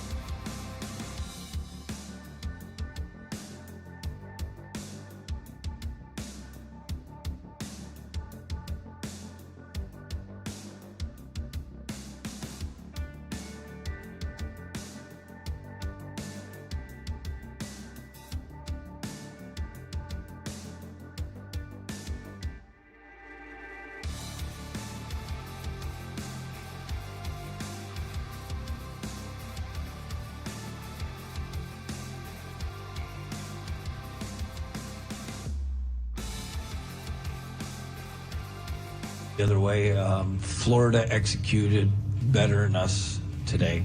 And last game, we executed, right? And it's a long series. We got the one game we needed to get in Florida. We'll go back to being more physical, and the Bruins obviously looked fatigued. Florida dominated that game. They didn't dominate the first period. It could have been 3-0 actually, Bruins getting out of the first period, but they dominated the rest of the game. But the theory is that since Pastrnak fought and Montgomery let him come off the bench to fight him. I did not know that. That's the one detail I would have. Really? Yeah. Okay. Montgomery talked about it. Pastrnak was looks at him to let him get back on the ice. I told you. Oh, you didn't notice? Yeah, when I said they left the bench to fight. Yes. They left the bench specifically to fight. And I saw the replay of the two of them hopping out there and then dropping the gloves before sticks before they got. They had to ask to get. Yeah. So or Tkachuk was on the ice and Pastrnak had to ask to come on the ice. Anyway, it doesn't matter. It does because it shows Montgomery wanted him to fight or was willing to let him fight. And what I think that does, and I think Montgomery's smart in this, is that now in the Bruins locker room there is no excuse at all to not. To not step handle up for yourself one physically. another, get physical. To not handle yourself physically. Right. There's no one in that room that isn't now. No, with Grizzly off the ice, there's no one in that room that isn't as or more physically capable of taking physical punishment than Pastrnak. I'm a little worried. And Tkachuk did go on top of Pastrnak when he was down and kept hitting him. So, I mean, there should be a message sent. As much as there's not fighting and it's not about fighting, and especially in the playoffs, I wouldn't be surprised if the Bruins respond in some way with someone on their team. Go ahead. I'm a little worried about McAvoy, and McAvoy did not play well at all last night. That was obvious, but he took a shot. He took a shot over his eye. He had to get stitched up. He didn't look good before that. There's something off with him. It's got to be physical. He's not a bad defenseman. I'm worried about in a big physical series like this, McAvoy is already taking a beating. We saw it in the playoffs last year. If I'm the opposing team, I target that guy. I beat the crap out of him because that weakens the Bruins when he's not on the ice. I'm worried now with the ramped-up physical activity that's coming over this coming weekend, how he's going to hold up. Well, that's up to him to hold up. I mean, that's his job. He's the number one defenseman. He's paid like it. That's on him. That's not on anyone else but him. I'm not saying the effort isn't going to be there. I'm just worried he's already hurt in some way, shape, or form. Well, it could be he was hurt, and you could be right. I mean, he didn't play well. I think that's got to be an excuse for it. But I mean, the excuse still used for him coming off the ice is he was bleeding. So that's what they're going to say, and that's not happening. All right. Well, I did want to get to one piece of audio. Is national broadcast. We had Steve Levy on. He was great. Kevin Weeks, who Billy is very lukewarm on. Billy knows him. He's very lukewarm on Kevin Weeks. Oh, I asked him because I do like his analysis and stuff like that. I know Billy knows him. I don't know if he knows him all that well. Billy seems to be lukewarm on everybody. I bet you and Billy, you've been friends for a while, haven't you? Yes, since all the way back from Atlanta. Yeah, I have a feeling if you were to ask Billy about Fred Toucher away from Fred, he'd be like, yeah, I know Fred. I'm not even sure he would be that into it. Yeah. I think he might just be like, he's a mess. I just don't know that he's going to gush over anybody. But all right, I will hand it to Kevin Weeks. You can tell if you're a Boston fan that he's from around here. Yes. Here's what he had to say after the game last night. Is this settled tonight, or is this the type of thing that will travel with them and carry into Game 3? Settled? No chance. No chance. Any of my buddies from Boston and up in Boston were texting me all game long. Wait till this series comes up to Beantown. Yeah. Okay, so you know he was getting texts. That's not just hyperbole. He was getting texts. Go ahead. You just wait till this comes. The North End's going to be electric. Wait till you see it. Yeah, okay, because I've only lived here since 2006, but I usually gauge how things are going with the Bruins by the what's going on in the North End. Yeah, you go down Hanover Street, you hang outside of Mike's Pastry, and you find out it's like, what's the vibe for the game tonight? I'm sorry, you're getting too local for me. That's too hyper local. Where's that again? Mike's Pastries is too hyper local. But I am not from here, nor do I pretend to be, or ever will pretend to be. But I have never gauged. John, you are the one who's lived here almost your entire life. Yes, like a loser. But it's never no moving. No, I'm just joking. But have you ever used the North End as a barometer of no, what's going on? Not really. I'll tell you. I've never called it Beantown either. Well, I'll tell you when my barometer for when Italy won the World Cup. Yeah, I happened to be in the North End, and I had no idea what the North End was. I didn't know what was going on. Go ahead. So, look, I love this because these two teams faced off against each other last year. And as we know, the Florida Panthers vanquished them in Game 7 up in B-Town last year. Just stop doing that. You have no friends in Boston. Stop. What town do you go to get like the pulse of what the city is thinking? Or neighborhood or town, where would you go? Not Newton. Why not? You get to learn all about leaf blower volume. I was just going to say they're still busy filing complaints. I go on the internet. That's where I go. I go on the internet. I don't know. I go on the internet. It's an antiquated notion that you go somewhere in No, if you're going to be hanging outside the gas station, you want to know what the real Boston people think. It doesn't even necessarily have to be in Boston. Everett. I don't know. Everett. That's a good one because everyone's on their porches. I would say Canton. Walpole. Walpole's a good town for that. Ken's only talking about one thing, and that's spring. Yeah. All right, go ahead. Keep playing. Thank you for that. Yeah. So there's Hardy's going to be petrified. I'm going to bring up that trial. Go ahead. He lives in Canton. Go ahead. So there is going to be carryover. For sure there will be carryover. Game 3, Friday night in Boston, Massachusetts. I'll tell you what, the skill and all the abilities and the talents, yes. But the intensity, the physicality, I think is only going to ramp up at TD Garden on Friday in Boston. That's a kid who didn't do his homework, just spouting fact. Yeah. There's a place called the North End. At one point, the place was called Beantown. And there's going to be TD Garden. The Bruins play at TD Garden. The TD Garden is in Boston, and Boston's nickname is Beantown. Someone fill in these Mad Libs for me so I can complete the sentence. Weeks never bothers me. That it really annoyed me last night. I found that to be why are we doing the exercise that someone texted you from Boston? Any of my buddies from Boston and up in Boston were texting me all game long. Wait till this series comes up to Beantown. Yeah, no right. one, not one person did that. Yeah. Not one person. Kevin, you're Canadian. Just own it. You're fine. We don't mind. Really. It's fine. You're good. It's not necessary. Don't try to. When I moved here and was on the radio, I didn't pretend to know how to pronounce the dumb town names. I love this because these two teams faced off against each other last year. They were and as we know, they're like, everyone's going to kill you because you don't know how to say Peabody or Haverhill or whatever. And I'm like, what are they crazy? No, I don't. No one does, because that's not how they should be said. Just own it. That is a must-watch game, and I'm sure that a lot of people around the world are going to be watching that one, but that's going to be the hottest ticket to get. With respect to the All right, C's. I can't hear it anymore. Everything's bothering me. All right, Shane, go ahead. Good morning, guys. Steak and eggs. Fred, it's your friend Shane from the South End /Tucson. Since I moved back to Tucson for the last year plus, if anybody hears me say the name Boston, Beantown, Pockeycock, all of that comes running out of their mouth. Yeah, it's constant. But the thing is, do they do the exercise of saying, I know someone in Boston, they just texted me, hey, do you know anyone else in Beantown? That's the problem. They won't do that so much, Fred, but I agree with you. And another word is the town, Quincy, as opposed to Quincy, but they always say the president's last name, Quincy, but the town Quincy. Yes, indeed. I know there's a lot. All right, we will be right back. I don't know what this is, but everyone else does, so I'm very much looking forward to it.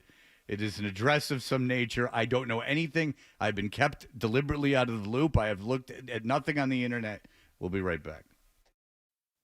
More Dutcher and Hardy on the way on the Sports Hub.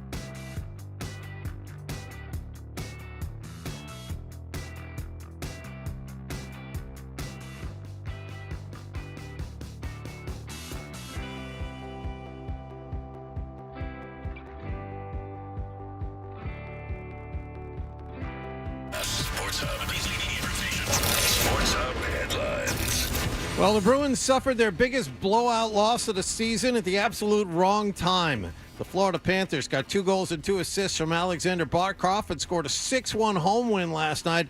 Charlie Coyle put the Bees up 1-0, 12-12 into the game, and then it was all downhill. Jim Montgomery finally pulled Jeremy Swayman early in the third with the team down 4-1. The workload hasn't played into Jeremy Swayman. The workload had played into our effort tonight. We didn't have juice tonight. Game 3 is back at TD Garden tomorrow night. By the way, 12 players were handed 10-minute misconducts in the third period last night. 148 penalty minutes were called in all. Vancouver came back from down 4-1 in the second period. They beat Edmonton in Game 1 5-4. The Celtics play Cleveland at TD Garden tonight, up 1 game to none in that second-round playoff series. Grandy and Max have the pregame at 6:30 and the tip-off at just after 7 on the BetMGM 98.5 The Sports Hub Celtics Radio Network. Kristaps Porzingis out again for the Celtics. Dean Wade is expected out again for the Cavaliers, and Jarrett Allen, as he always is questionable. The Knicks beat Indiana 130-121 last night. They lead 2 games to none. Nikola Jokic last night was voted the NBA's MVP. Chris Sale threw 6 shutout innings. He walked 1 and struck out 10 against the Red Sox. The Atlanta Braves swept that 2-game series 5-0 down in Georgia. The Red Sox have tonight off. They'll play the Washington Nationals at Fenway tomorrow night. Sports Hub headlines are brought to you by Eastern MedTech. Are you currently using a CPAP machine and are tired of the painful process of ordering supplies for your CPAP? Eastern MedTech of New England has the widest selection of CPAP supplies, all in stock and available to ship immediately. Visit easternmedtech.com. I'm John Wallach at Boston's Home for Sports, 98.5 The Sports Hub. Your next update at 8:30.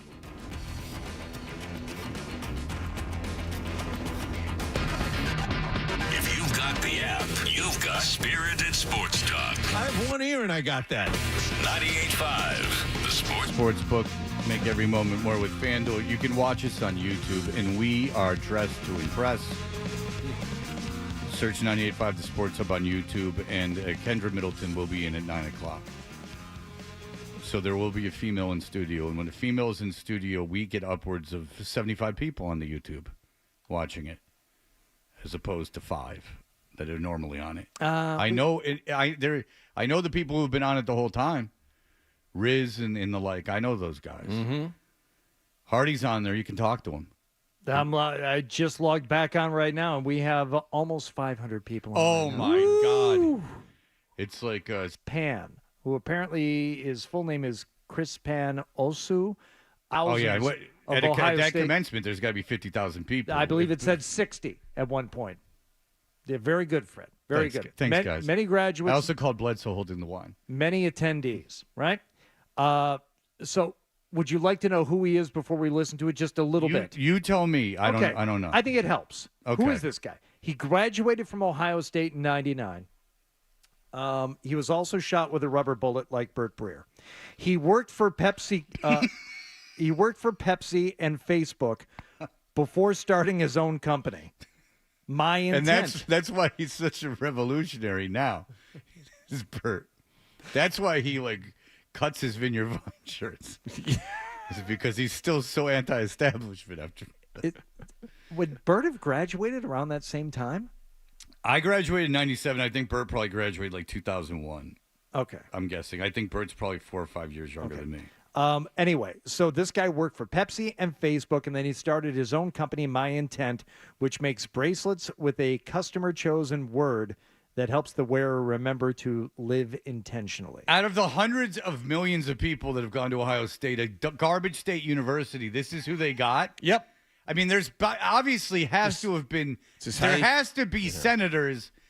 Not that that's even that impressive anymore. There's got to be someone like captain of industry. No, or you someone want a social in media influencer to connect with the kids. I mean, Fred. Merrimack got Charlie Day.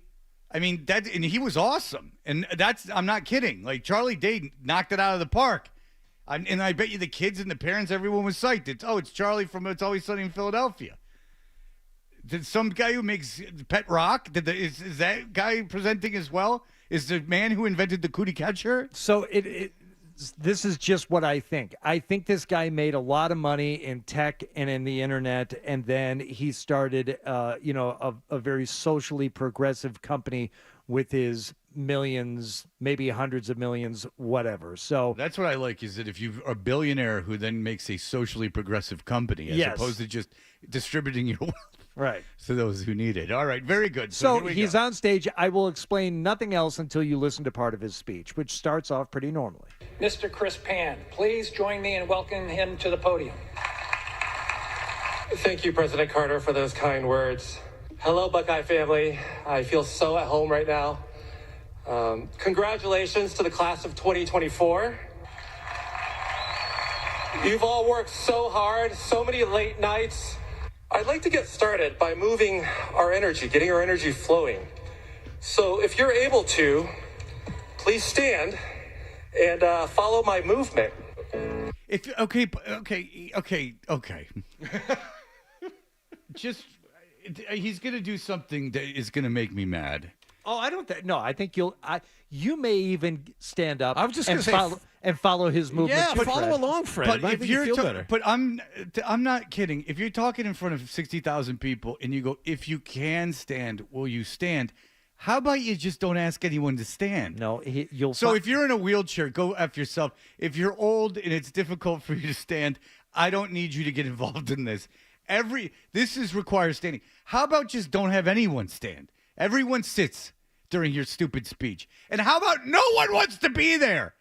The only reason anyone's there is for themselves to get the diploma, not for you, dum-dum, not for your charm bracelet company. You know, I am the person who created iCarly. So I've given that to the world. I think you are going to find this man's energy infectious. I invented the chalupa. Oh. So if you're able to, please stand and follow my movement. Wake up in the morning and take a deep breath, get real high, and scream at the top of my lungs. Did they not run this by anyone? He went to 4 non-blondes and said, "That's it." Well, not even that's for what these non-blondes. kids need to hear. It's a I know, like the karaoke Upward People version of. It's a bad song anyway, and it's a really bad song, non-debatable bad song. It means nothing to anyone. It's a churned out by, if you want to know literally, churned out by some vapid hitmaker who just looked weird, so she started her own band. Well, she had the steampunk look going on with the goggles on the hat. Yeah, meanwhile, she was writing Avril Lavigne songs, for real. So this guy took that song, and then he did Achy Breaky Heart next. You know what these kids need to hear right now? Take a real breath and get real high. Right. I wonder if he did that so they'd be like, I'm high. Well, everyone's there to see their kid get the diploma, or their kid's there to see himself get the diploma. Not for your crap. One more time, a little louder. Wake up in the morning. I take a deep breath. What's he doing? What's he doing with his movement? Very slow, methodical movements in front of the podium. He's out from behind the podium, has the microphone, and is standing in front of the podium, waving back and forth. Tap your arm. All right, now stomp. Hey, hey, hey, hey. It's like it's computer's fault. It's because they took people that can concentrate hard, and they just said, "Here's access to everything." Well, he said in a joke that he wrote, not a joke. He wrote on a LinkedIn post before graduation that he had tried GPT and artificial intelligence to write his speech, but he said it didn't work out too well. So instead, he said before graduation, got some help from AI, ayahuasca intelligence, this week to write my commencement speech for 60,000 grads and family members at Ohio State. Buy a hit LSD for $10 off some kid in a high school parking lot. So what the hell is wrong with you? He tipped his hand. Ayahuasca drives me insane. Why? Stop. Buy acid off dude in a 7-Eleven parking lot. Fred. It's $10. Oh, all right. Do you know that the idea that, like, I'm going to take a hallucinogen, congratulations, you and everyone else on the planet, but in order to do it, because I have money, and that we know someone who considered this, that the only way that this is possible for me to do it is if I fly to some jungle and bother everyone that lives there and have some transplanted loser in a robe watch me throw up in a bowl. Robin That's it. Why don't you just smoke, seriously, frog venom in your bedroom and lose your mind and go back to when you're a single-celled molecule and then come back destroyed like Neil Brennan did. This is all available in your town. Ayahuasca. Between Aaron Rodgers, God, I hate ayahuasca. I hate it. Take mushrooms. They grow under cow crap. Fly to Cleveland and walk into a farm and pick fungus out from underneath the crap. You haven't even gotten to the most offensive part of the speech. Please. Ayahuasca. Jesus Christ. I mean, my friends took acid in 8th grade. My friend turned to me and he said, I can't write, and started laughing and showed me a page full of scribbles. Craig. Keep His going. name was Craig. All right, now just bounce a little bit. We got this. All right, now put your hand on your heart. Take a deep breath in. Inhale. 2, 3, 4. Hold. 2, 3, 4. Exhale. 2, 3, 4. Hold. 2, 3, 4. Please have a seat. Thank you. Where did my speech go? Oh, it's right here. So what we just did is called box breathing. It's used by the Navy SEALs to remain calm and think clearly in stressful situations. It's also used by the Calm app. It's also used by every single person. Wow, where'd you find out about this box breathing? Nursery school? They do it at the Navy SEALs. You know where they do box breathing, jackass? Is at this play place you take your toddler. What? Wow, where'd you find this insane concept of controlled breath, you moron? That's called box breathing. It's called box breathing. It's called breathing. Navy SEALs. There's this wacky new thing called meditating. I don't know if you've heard of it. Keep going. Now that we're more present, my hairdresser lamented to me that she'll be able to retire a week after her funeral. A new study shows that to have a 20% down payment. My hairdresser told me all the tea on what was going on with Barbara. My hairdresser lamented to me. She lamented. The median age of the home buyer is in their 60s. Anyone want to wait that long?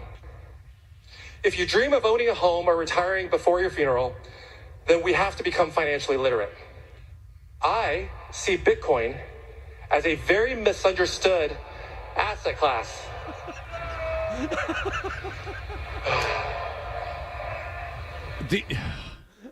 Finally, the crowd is like, give me a effing break. Offensive on every single level. He's 4 minutes in. He asked you to stand up. He did a terrible song. He talked down to you about breathing. And now he's talking about... I see Bitcoin as a very misunderstood asset class. Yeah. Blue Star loves Blue Horseshoe. Blue Horseshoe loves Endicott Steel. Endicott Steel. I suggest you all invest in my penny stock. I love the 4-horse in the 6th race at Saratoga. The airline is about to get a favorable ruling that even the plaintiffs don't know about yet. I'm in a bit of financial trouble. If you could artificially GameStop this thing for me, I could sell and be able to continue this ludicrous lifestyle of flying places to take hallucinogens. It's decentralized and finite, which means no government can print more at will, In the early days, the exchanges for Bitcoin were prone to hacks and fraud. Yeah, that pesky government regulating the money. Right. Like, it's great if you're, I don't know, a pedophile and you would like to get on the dark web and buy pictures. Or if you would like to buy ayahuasca, I suppose. Sure. Without any trace of where your money went. But I like the idea that the bank is insured. That's just me. That's my crazy notion. That when you put money in the bank, I like that insurance. I don't feel it to be too constrictive. I like it. But the issue has been resolved with the recent launch of the Bitcoin ETFs backed by two of the world's largest asset managers, BlackRock and Fidelity.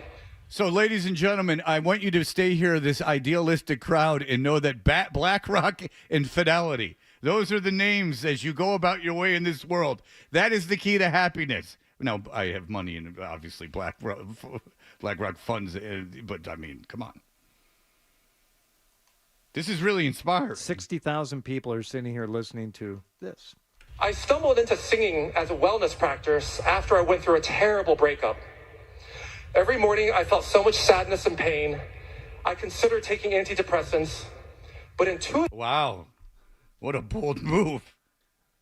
You and 5 billion other people. But instead, I just spoke with friends like... My hairdresser lamented to me.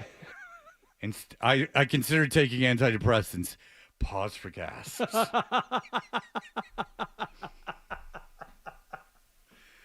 I considered... Now, I don't invest in Pfizer, so we're going to keep it DIY like BlackRock and Fidelity. There's these two little companies you might want to know about. But intuitively, I just started singing each morning. I'm not a trained singer, but I used it as musical therapy. It's a powerful way to release negative energy stuck in the body. Singing is also powerful for manifesting. What we sing about, we bring about. I hope that you fall down a flight of stairs. Oh, let this guy fall down a flight of stairs and break both his legs so he can't stand and dance around. Let his ayahuasca trip last 4 months and put him into a hell unimaginable by anyone. It also is mostly a visual, so it doesn't really work, but he brought the president of the university on stage with him and did a magic trick where he turned 4 quarters into a Bitcoin. Yeah, he just threw him to himself. He put him in his pocket. See, here's how Bitcoin works. Hand me $1. Okay, I'll take that. And that's how it works. He also apologized at one point to get people to stop booing and said he was going to give everyone there a bracelet from his bracelet company. But he said, we're not a jewelry company. We are a service project. Yes. Of course. Hey, left, hey.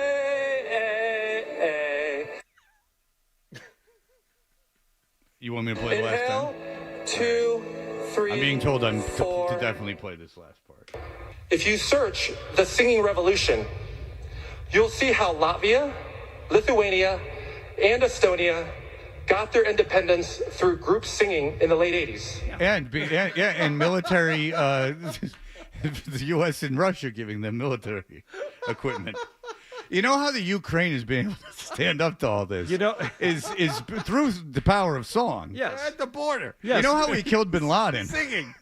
You know, 9/11 was just, they took the plane by they just sang, I'm a Little Teapot. Bin Laden and, government overthrows, it's all stuff he learned. It's used by the Navy SEALs. Yes, that's right. This Box singing. breath. Jesus Christ. They did that. When Mike took my kids to the toddler place, they did box breath. Boy, this guy's a real dummy. Like, he's dumb. Like, he's not, like, eccentric. He's dumb. If you told me that was an Andy Kaufman bit, I'd believe you. It's a proud day to be a Buckeye. I'm glad I never saw it. Yeah, congratulations, Bert, with your stupid school. Maybe if they funded less money to the football program and actually put it into academics, they could get better alumni. He was the only famous alumni they could find that could read. All right. Bert's in tomorrow. We can talk to him. All right. Florida is obviously very excited. We got a guy who covers the team. I will not hang up on him. We will talk to him in just a moment. You're listening to Toucher and Hardy.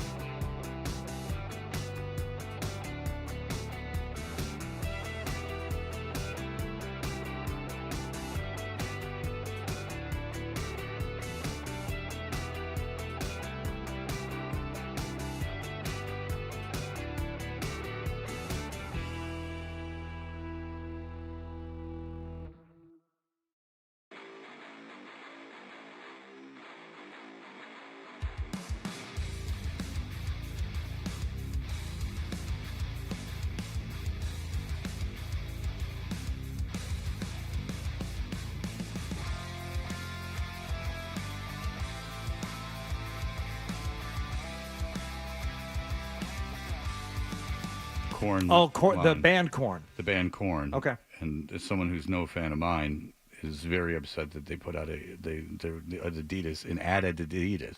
They went at Adidas. Well, now it showed them. So you know what? I don't want you to listen to this show. Stop listening. You're not only buying Korn gear from Adidas, you're upset at them for not having enough of it. How much Jonathan Davis is stretched very thin. And if you're such a Korn fan, I was in the House of Horrors that Jonathan Davis toured with. He took me on a personal tour of it. He had John Wayne Gacy paintings. Have you ever had a personal tour of Jonathan Davis's Things from Serial Killers guy on Twitter? No, you piece of garbage. How about this? I've hung out with Fieldy and made fun of him. Oh, God. And while I was hanging out with Fieldy, you were clubbing your head against the wall, wishing you were hanging out with the great Fieldy. He did the worst album of all time, Fieldy's Dreams. And I'm not kidding. That's the worst album of all time. Colby Guy covers the Florida Panthers for the AP and Florida Hockey Now. He joins us on the Volkswagen Dealers Expert Hotline. Mr. Guy, hello, sir. Hello, how's it going? Are you offended because Fred was making fun of Korn, and of course they're so tight with Limp Bizkit, which is a Florida band, and now we may have gotten ourselves off on the wrong foot? I'm a New York guy, so I don't really care. Good. All right. There you go. Already a plus Okay. in that column. All right. Last night, what did you make of the ending of the game? What did you make of the Pasternak-Kachuk fight? How do you think this affects things going forward, if at all? I mean, that Pasternak-Kachuk fight was just good for hockey. Everyone's excited about it. Everyone wants to see two-star players go at it at center ice. So I think the biggest takeaway is just that it's just going to get more people riled up about the series, and you're going to see a bit more fire going into Game 3. But I don't think it spills over too much because this is still an important playoff series, and at 1-1, you want to still play your game without getting too frustrated out there. But I think that fight's just good for hockey.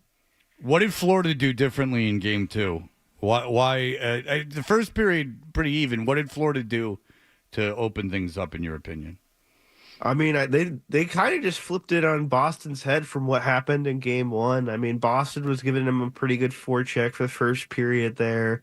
They got the answer early in the second period, and for the rest of it, they just kept playing their game, and they weren't cheating for anything like they did in Game 1. They weren't making mistakes. They just kept getting the puck up the zone and getting bodies in front of the net and making things happen. Because that was a key difference from Games 1 and Game 2, was that in Game 1, they weren't getting bodies to the net. Boston was winning those battles in front of the net, and they were taking the vision away from Sergei Bobrovsky.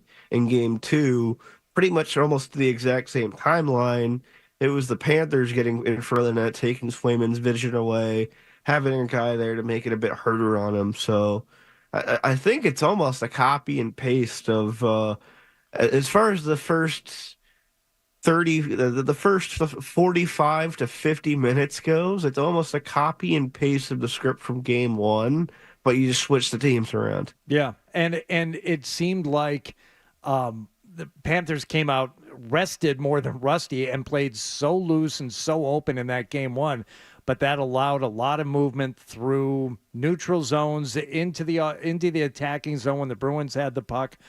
Last night, the Panthers took possession of the puck and just wouldn't give it up. I'm sure you saw, Colby, the time of possession disparity, early on in the game, and it stayed that way, both for the Panthers holding the puck, getting stuff done with it, and just putting shot after shot after shot, either on goal or, that someone had to lay down in front of and block. Yeah, and after a certain point in the second period, the Bruins weren't getting shots on goal. They weren't getting any kind of offense whatsoever, and the Panthers just kind of had their foot on the gas the entire. Uh-oh. I didn't hang up on him. That's a Zoom. I That's don't a even Zoom have the thing. power of doing it. Yeah. He wasn't bugging me. No. All right. Well, Yeah. don't worry about it, Dan. It's over. All right. But that's the thing, is that Florida did flip the script on him. And I do think, again, that not only is the posture, I think he was I think he was underplaying a little bit the Pasternak-Kachuk fight, because I do think that for the Bruins. Now this sets a tone. I'm really proud of Pasternak for doing that because Pasternak's going to get his ass kicked. He went out there. He asked Montgomery, if you don't know, he asked Montgomery to go back on the ice. Montgomery gave him the green light. They both left the bench to fight. And good on Pasternak. And now if you're anyone in that locker room, now you can't.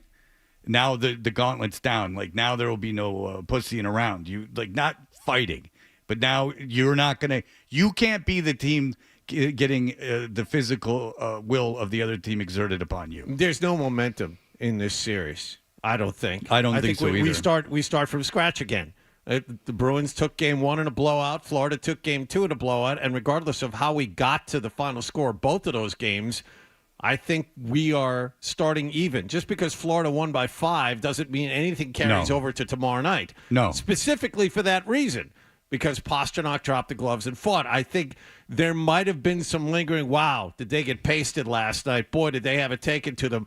But Pasternak dropping the gloves changed all that, and I don't think there's any momentum. And I don't want to speak for you, Hardy, but I think Fred and I both agree it's going to be Swayman tomorrow night in net and not Omar. Well, just before we get to the goalie thing, I'm sorry, just if we can just talk about this. By the way, that I'm also not terribly disappointed by how they played last night because I'll tell you why.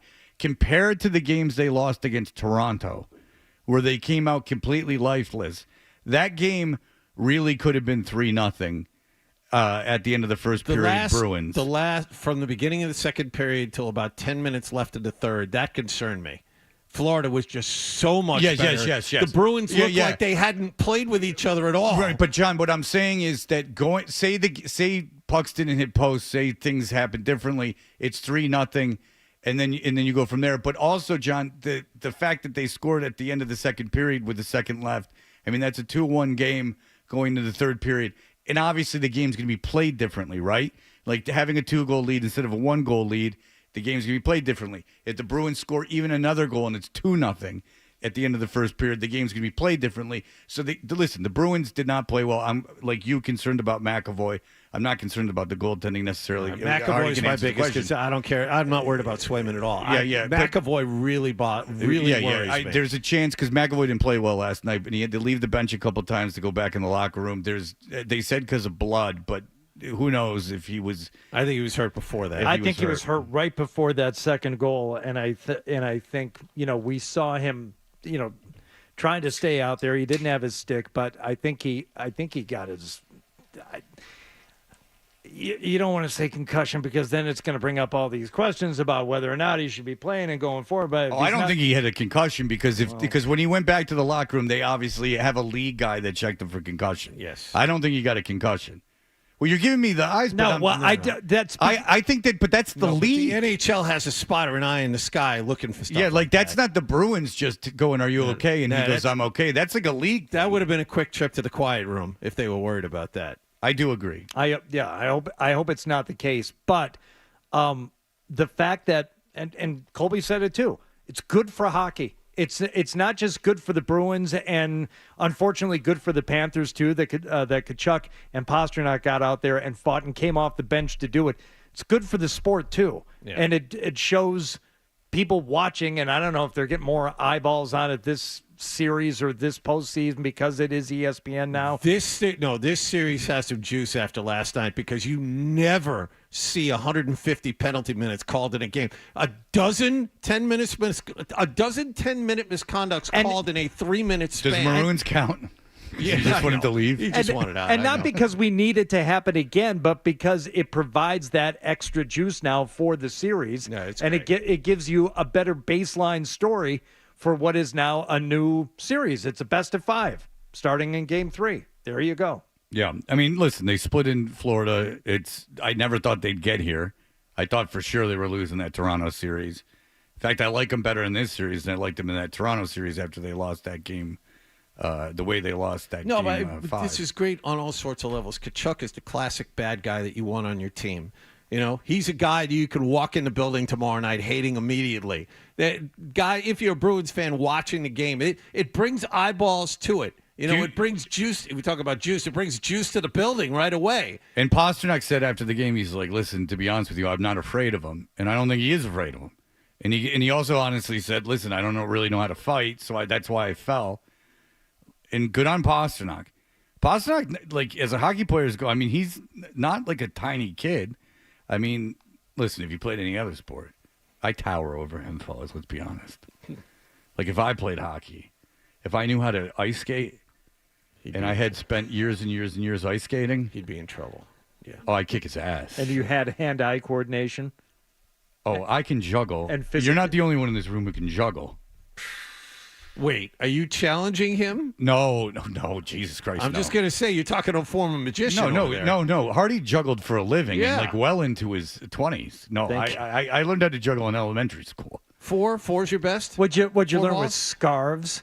Did you learn with scarves in gym class? No, this was old. Freaking child. Dude, this is old school suburban Detroit. There's These a lot were about tennis balls. There's a lot about you that disgusts me, but the idea of you juggling scarves in your posh elementary school in Farmington Hills is enough to make me want to Fred, puke. you didn't go to the library with all the gray hairs Well, listen. and study like Hardy did. Canton, at the time, Michigan, probably population of 70. So he did live in a hard-scrabbled lifestyle. But I You can know what? understand Talk to me when your mother dropped you off at the Troy Juggling Club and left you alone there for 2.5 hours to fend for yourself. And that's when you learn about life. Have you ever do you remember any of the guys' names there? You should Google them and see what became of them. How many of them are in jail still? No, there's one of them that I still get a Christmas card from every year. And ask you for pictures of if you have any family pictures laying around. No, he doesn't want to see the family. He just wants pictures of me. Sure. Do you have any pictures from, I don't know, let's say 40 years ago of yourself? Very good. And I know why scars would be cheating, because they float. I know. That's kind of hacky. Yeah, I get it. Yeah. That's the juggling equivalent of Kreischer and Segura. All right, we'll be back in just a moment. Here are the headlines. Sports Hub headlines. Florida Panthers beat the Bruins last night 6-1. That evens up that best of second round playoff series at a game apiece. Game 3 tomorrow night at TD Garden. Celtics back at work tonight at the Garden, up 1 game to none in that second round playoff series on Cleveland. Grandy and Max had the pregame at 6:30 and the tip-off at just after 7 on the BetMGM 98.5, the Sports Hub Celtics Radio Network. Kristaps Porzingis out again for the Celtics. Jared Allen listed as questionable again for Cleveland. Chris Sale threw 6 shutout innings. He walked 1 and struck out 10. The Atlanta Braves shut out the Red Sox 5-0 last night. They take both games of the 2-game series between the two teams. The Red Sox have tonight off. They'll host the Washington Nationals tomorrow evening. Sports Hub headlines are brought to you by Best Ford. Looking for great deals on a new Ford? Go to the Best first. Best Ford in Nashua. Head to bestfordofnashua.com. I'm John Wallach at Boston's Home for Sports. 98.5 The Sports Hub. Your next update at 9 o'clock.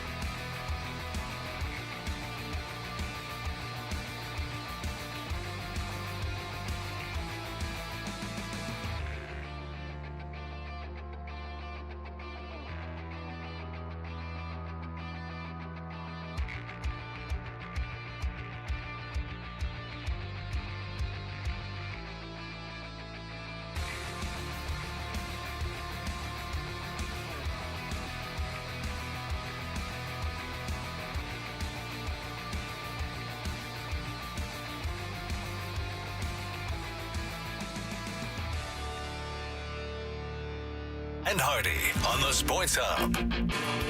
That's it. I'm reading an email about the Ohio State guy. We're back for the 13th Hoosier Caddy Classic benefiting the Pediatric Advanced Care Team at Boston Children's Hospital. We're teeing off early with an online auction live now. Visit 985thesportshub.com/caddy. You can bid on the following 3 items until May 13th. You and one guest can play with me and Hardy. You want to know what it's up to?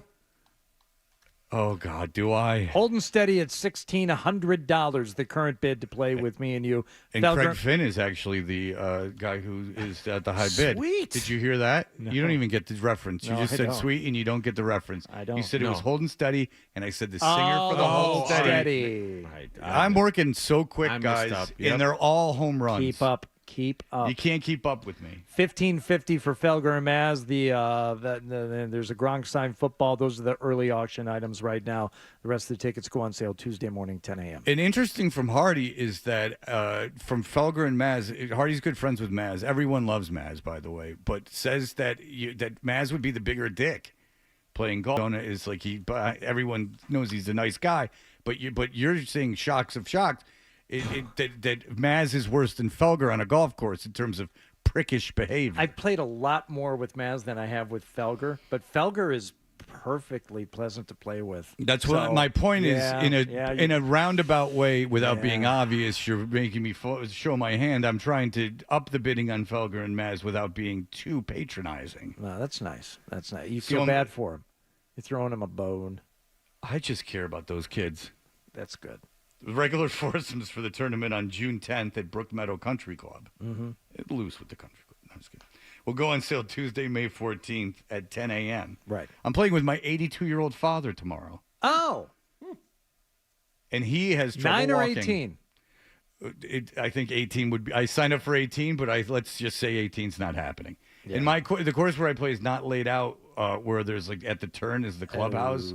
So you are real far from the club. You're about as far as possible from the clubhouse at the turn. Are you allowed to kind of, if it's not busy, kind of create your own loop? Can you go out and play 1, 2, 6, 8, 14, 18? And then, I'm sure it lays out that way? I mean, what are they going to do? Yeah, I'm sure. Okay. Well, maybe what are they going to do? I'll kick all their asses. Maybe. I mean, they're not going. They don't want to mess with me. By the way, thank you to Long Drink FootJoy. Yeah. Right. You organized that? I did, and You got them to sponsor it? I did. I'm actually wearing one of my new FootJoy hoodies today. It's U.S. Open. The name of gear. DA's band. PXG, the Seaport Hotel, and the Bruins Foundation and Bose. It says the Bruins Foundation and Bose. You like this? No one ever comments when I wear a new pair of sneakers around here or a hoodie. It's the one thing I really miss from the midday show because T-Bone would always comment. Even if I had a new pair of socks, he would notice and he'd give me a nice compliment. And nobody here. He was fond of you, huh? Anybody. T-Bone and I are very close. Because the way they talk about each other, T-Bone with his clothes apparently, and Hardy talking about T-Bone's strength. Mm-hmm. I mean, the two of them are really complimentary towards each other. The two of them, yeah. And I find T-Bone almost to be a blank wall of personality. Oh no. And well, he would stay with my dog and has on several occasions, like stayed at the house for. How often did the dog trick him? Did T-Bone ever end up outside while the dog locked the door? At the end of the week, was T-Bone eating out of the bowl? Do you know what he told me once? Like when Adolfo told me, it's amazing your dog didn't have to go to the bathroom. Does he know that story? Do you know the story of Adolfo? No. Oh, So you I gotta had tell it. I had Adolfo when I lived in Brighton. I had Adolfo watch my dog. That seems really wise. That's a really good decision. I mean, opening a door for a dog and filling a bowl with food. I mean, he was an adult. So I come home, and I guess I had been traveling with my parents and my wife at the time. And so we get home, and my dad's sitting on the couch. I remember it so vividly. And Adolfo goes, yeah, it was really easy. Like, she didn't have to go to the bathroom at all. And I'm like, what are you talking about? And he's like, yeah, I didn't take her for the last couple of days. I didn't let her outside. No. I'm like, why did you not let her outside? He's like, well, she didn't have to go to the bathroom. And so I said, that's impossible. Like every living creature has to go to the bathroom, I would imagine, at some point. And he's like, nope. And my dad goes, are you effing kidding me? He's like, are you kidding me? Like, and my dad only acts that way to my mom and I. So this was like unprecedented. He had it with Adolfo. So Adolfo was running under the assumption that the dog didn't have to go to the bathroom. Were you already home? Yes, I was home. And the dog make any mess in the house? Or To be honest with you, I don't remember. Like, there wasn't like any room that I saw. If there was, I was married, so of course, and my mom was there. I was not going to clean it up. I mean, that's for the women. And so maybe if there was, but it wasn't my problem.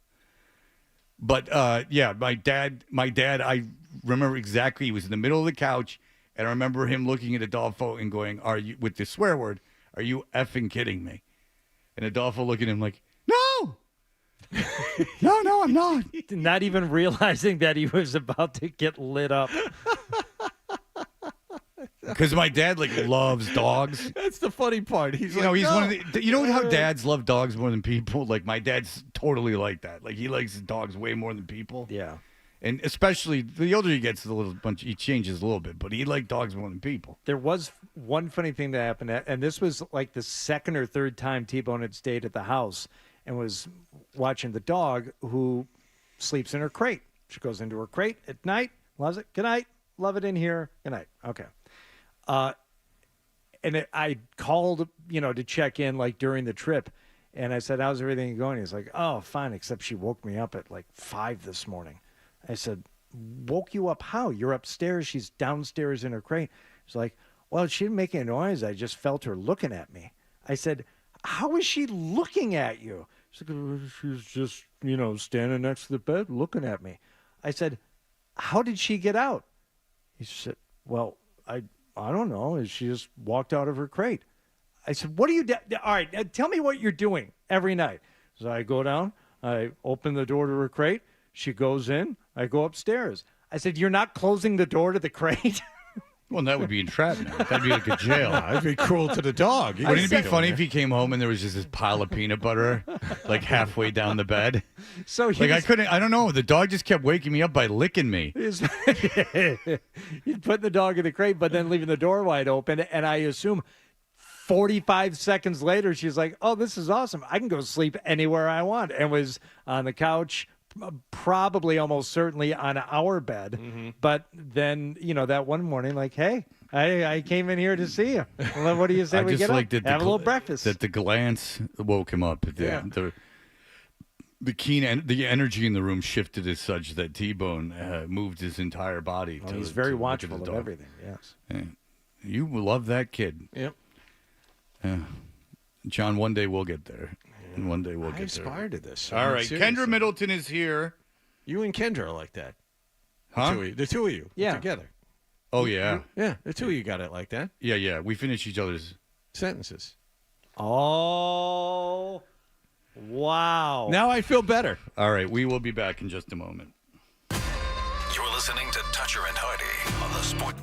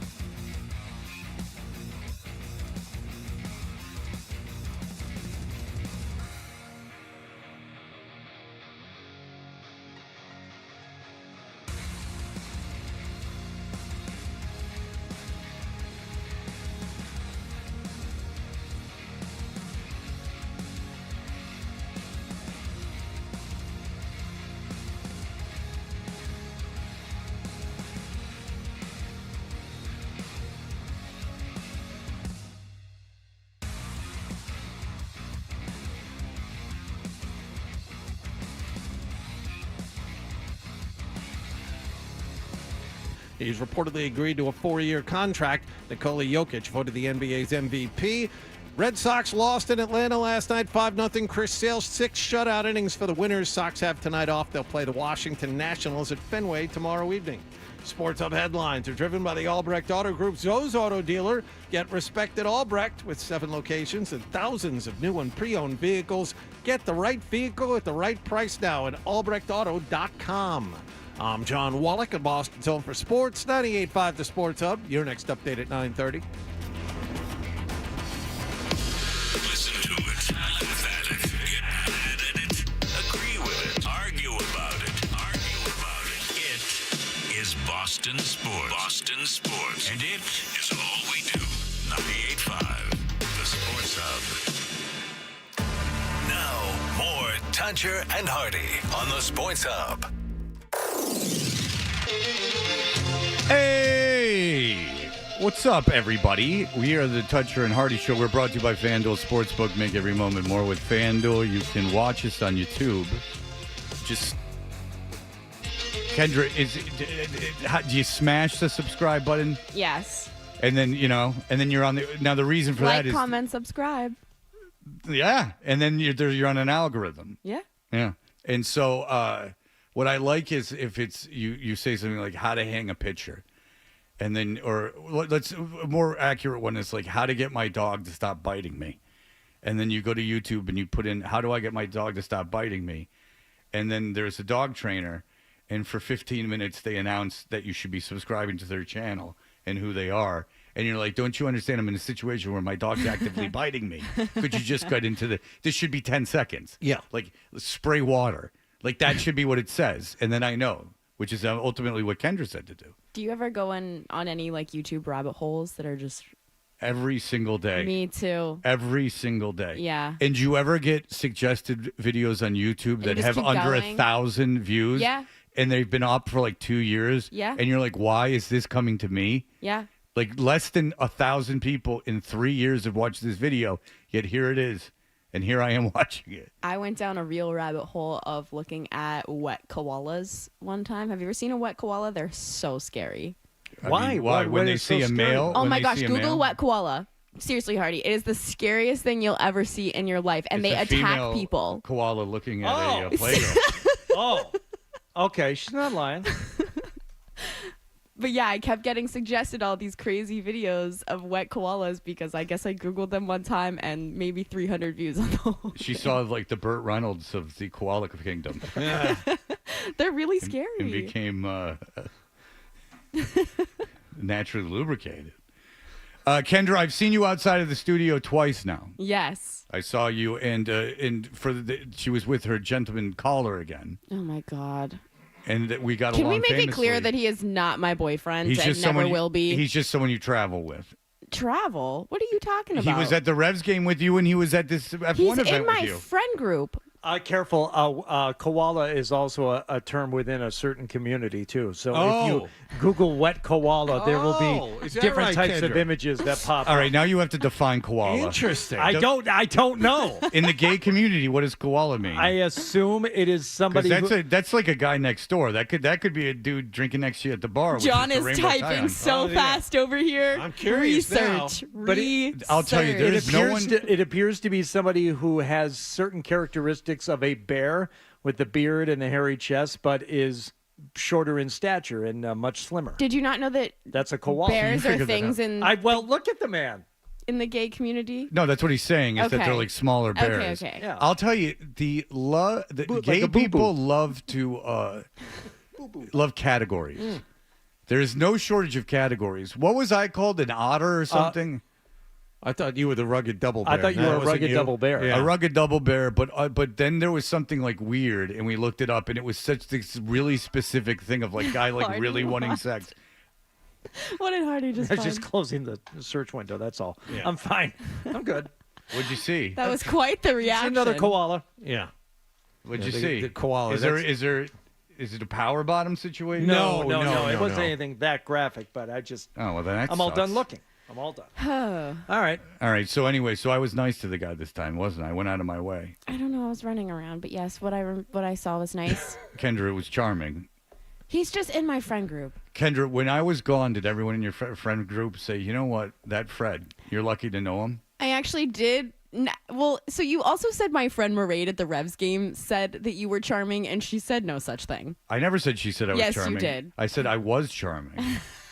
Go back She and didn't review the need- tape. She didn't need any or her people facial saying that it was expression. cool. Her facial Her and I are going to expression. Olive Garden tonight. Good for you. Thank you. Thanks for announcing that. I Yeah. mean, aren't you on a budget? No. Just keep it to the salad and breadsticks. Don't go nuts. Okay, so what did you think of the F1 arcade? I posted a video of you driving a sim. Yeah, I Slow found off it. the start. I found it difficult to drive the simulator. I will tell you this. Did you play on? What did you play on? I only do expert anything. There's no shot in hell, Fred. Why No not? It's shot. just a vehicle. Because I don't trust you shifting gears. They I saw had your the- park job this They morning. had. Wow. Whoa! There were two people out. I told Hardy this before the show. There were two women. I took a picture of it actually. There were two women when I came out of the station yesterday, and I park where we're supposed to park, unlike everyone else who doesn't. And I came out. Don't let me in with that group. Everyone in the morning parks at a different level, and they were standing around my car, and I thought, I'm like, they know it's my car. They're waiting for me to come out. Someone wants an They- autograph. They want Yeah. face-to-face thing. Sure, They want I a understand. face-to-face with the T. Right. And no, they were real pissed off about how I parked. And they were sitting there like complaining about it, but I kind of caught them in the act complaining. And they said, you get here early, so you're probably famous or something. And I said, you're damn right I'm famous, and you know who I am. Did you say that? No, of course I said that. I don't- They had to know who I was. You said that with your whole chest to two women. I said, I'm Fred effing Toucher. I do Good for you. I do mornings on 98.5 The Sports Hub, and I'll park however I want. No, Okay. Kendra, I didn't say that. Did you know I that- But now you're saying I it. apologized for how I parked it. So you did it again today? It was they were pissed I parked in the middle, so I parked next to a pole, and then I And figured, you took up two spots. whatever, Kendra. What do you want me to do? Okay, there is a. Did you know there's an Instagram account with the address of this building, and it's, I mean, you can look it up. It's 1075 Bad Parking, and they just post photos of bad parking jobs within the garage here at This building?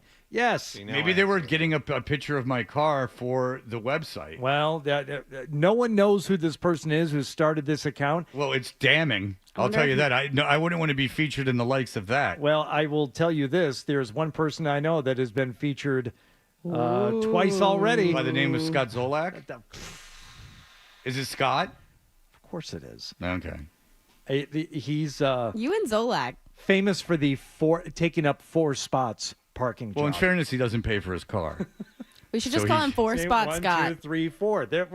There's a sales guy. I call him 4 Spot Paul because he parks his truck in the one part where there's one half of one level of this garage that I can park. Because any other level that you go to, the top of my truck, the I think it's the satellite antenna, a little fin on top, is going to hit either. You're too high You bar. didn't strike me as or, a truck guy. No, it's my midlife crisis. Or one of the big water pipes that is in there. And so there's only there's very few places I can park. You got to do truck stuff, not in a garage, Hardy. Well, Paul, Was truck stuff something else in Jacksonville? Probably. Yeah. Wouldn't you like to know, Weather Boy? That's a YouTube thing of you. Oh gosh. Oh, you shut guys, up. you guys, they're like real memes, I swear. Okay. Weather Boy. Now describe what Weather Boy means. I'll show it to you. I'll show it to you. at Can the you break. describe it to the audience? Yeah, that's listening? Yeah, so We're not in a video medium I'm here. sorry. There's this video of this weather guy who's interviewing a little kid, and he asks him a question, just as, like street man on the street weather guy, and this like little 8-year-old just goes, "Wouldn't you like to know, Weather Boy?" And he just cuts back to the station, back to you in studio. Oh, really? Nice. This sassy young man. All right. Hardy's looking for it. All right. Oh, it's better than looking up koalas again. Well, your reaction was priceless on that. I can't even lie. Have you seen the video of the guy sitting at the sporting event, zooming in on women's feet and then taking, saving them to his phone? No, but that's awesome. It's been sent to me about 100 times. It's a guy just sitting at some event. It's basketball or hockey, and because he's in an arena and he's just scrolling through his phone and zooming in on pictures, it's pictures of women, but he's just zooming in on their feet and then saving it to his phone. That is so he wasn't even. It wasn't like him taking. He photos of them wasn't actively taking photos. He was just going to existing photos on the internet, zooming That's on the feet. even worse. Is it than just taking pictures of people's feet? Yeah, because maybe he was doing like scientific research. Yeah, he was doing scientific research. He was doing scientific research to see how many times he could abuse himself a day. Yeah. To women's feet. All right. Do you have gambling things for us? I do. Not a lot. I was hoping to get more out of you on the F1 situation, but Okay, the F1 situation. There was an F1 race. It was at the F1 Cabana, which is located in the Seaport, and it's interesting because it's a club, but it's a club, but it's just filled with F1 simulators. And then at this particular day, there was the big Miami F1 race, and a lot of people there were glued in. Kendra has a friend, not the male friend, who she's not dating, Right. but she is a. I'm female. more likely to be dating Abby than. Okay, so she had a female friend who was very well versed in the world of F1 and very keened in. I could not charm her like I did her friend at the Revs game. This one was laser focused on the race. She had no time for me. I knew when to step back. You understand? I knew when to step back. But that's where I saw the woman who used to write about the hurricanes. Sarah we had on. Sivian. So it turned out being a work affair. So we had Sarah Sivian on Monday. We have Kendra on Thursday. Mhm. It was like I was moving, shaking, headline making. You understand what I was doing? Okay, I'm proud of you. I was networking. You were quite slow off the start on your drive, though, I gotta say. I was on expert mode. Yeah. I was having trouble learning how to shift. It wasn't like a gear shift. It was on the wheel. Paddle shifters. It's paddle shifters. Is that what they have in F1 cars, paddle shifters? They have them in normal cars, too. And I know they had them in my Jag. But did they have them? Wow. Yeah, girl. Walked right into that. Did they? But, Subtle brag. oh, yeah. I mean, that thing was a piece of machinery. That was a $45,000 car, my Didn't friends. need repairs at all. No. They No, put it on the was- wrong door and everything. They did put on the wrong door. I had to go back and have them put on the right door. They put the wrong door to the car when they manufactured the vehicle. My advice would be don't buy a Jaguar.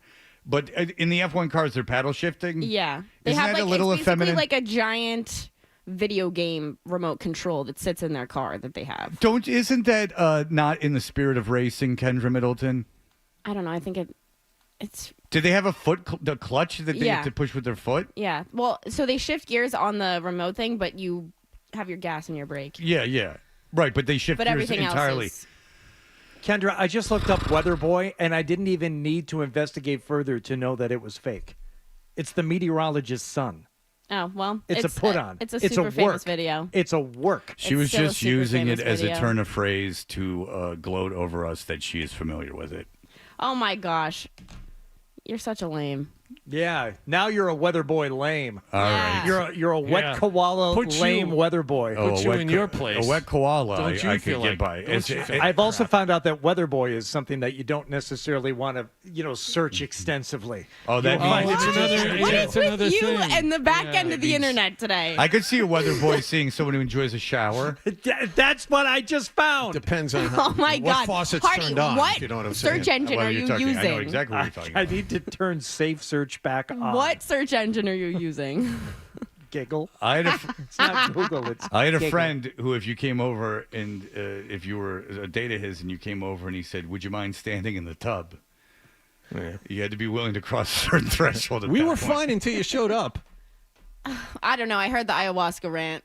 Were Yeah. you really fine before I showed up? There's Yes. nothing more annoying than people. Classic Fred from 8 to 8:20 podcast at some bitch. You can just go to a 7-Eleven and find someone standing outside. They'll have acid. You don't have to go to Bali to take ayahuasca with a loser in a robe. A white guy loser in a robe. Believe me, you don't have to do that. It's fine. Take a deep breath. This is what happens. You start thinking this is appropriate. Like, all right, you had you took hallucinogens. Congratulations. Every morning I felt so much sadness and pain. Yeah, you and everyone I went to high school with. All right, Kendra is brought to you by DraftKings Sportsbook. She will have all her picks. Plus, we talked to Steve Levy. It's all coming up. You're listening to Toucher and Hardy on the Sports.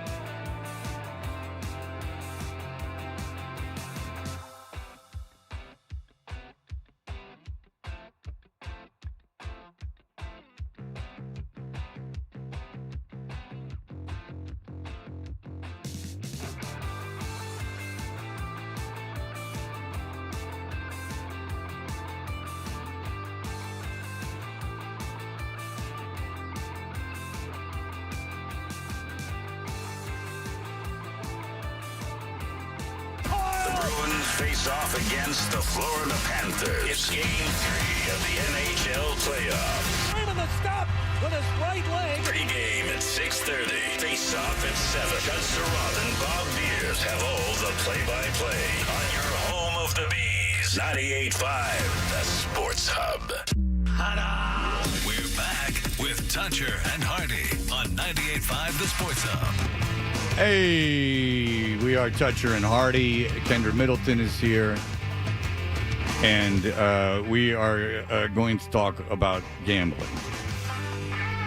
Is there any movement with this Bruins stuff? They were showing the favorites to win the Stanley Cup in Florida, even with the one-game lead, was still a favorite. I think it was Edmonton, Colorado, Florida, Boston. Where's Dallas? Dallas was really good this year. Yeah, I don't know. Well, Dallas got down really early to Vegas and had to. But now that they're by the first round. Yeah, I mean, I don't know. Maybe just probably no trust there if that's how you're gonna, go about a series. Camp of Linus should have gone last night. Because I was in that camp as well. And I know that it's easy to say that now. It's just that I'm not. Oh, no, I wasn't. I was before the series. Go ahead. I'm not on it often enough to make that kind of distinctly known before every other day, like with games and stuff. But it's more so for me, it's just if they it's away. I feel like there's less pressure if you're a backup goalie to lose an away game than it is a home game. Jeremy Swayman absolutely should be starting both games at home, and he's earned the right to do that. So I think that if you were going to give him some rest, it should have been last night, especially because despite maybe some load management stuff with Linus earlier in the season, they've really been splitting games. Like, there hasn't been time for Jeremy Swayman to be the guy night in and night out. I think that you need to give him a load management night. And you were up 1-0 in a series. It's not like it was a loser go home game or winner go home game or whatever. That load management night should have been last night, in my opinion. Do you think that the idea that he got pulled helps at all with that load management? Or do you think that because he still had to go through all the preparation and everything mental, that going into that game that maybe just getting pulled for the period I do think matter. that they should have pulled him, because at that point, well, I think they should have pulled him too. Yeah, because at that point you're risking because we all know that goalies in particular, especially hockey goalies, are these kind of guys who exist in their head. Like, that is where they live, especially in the postseason.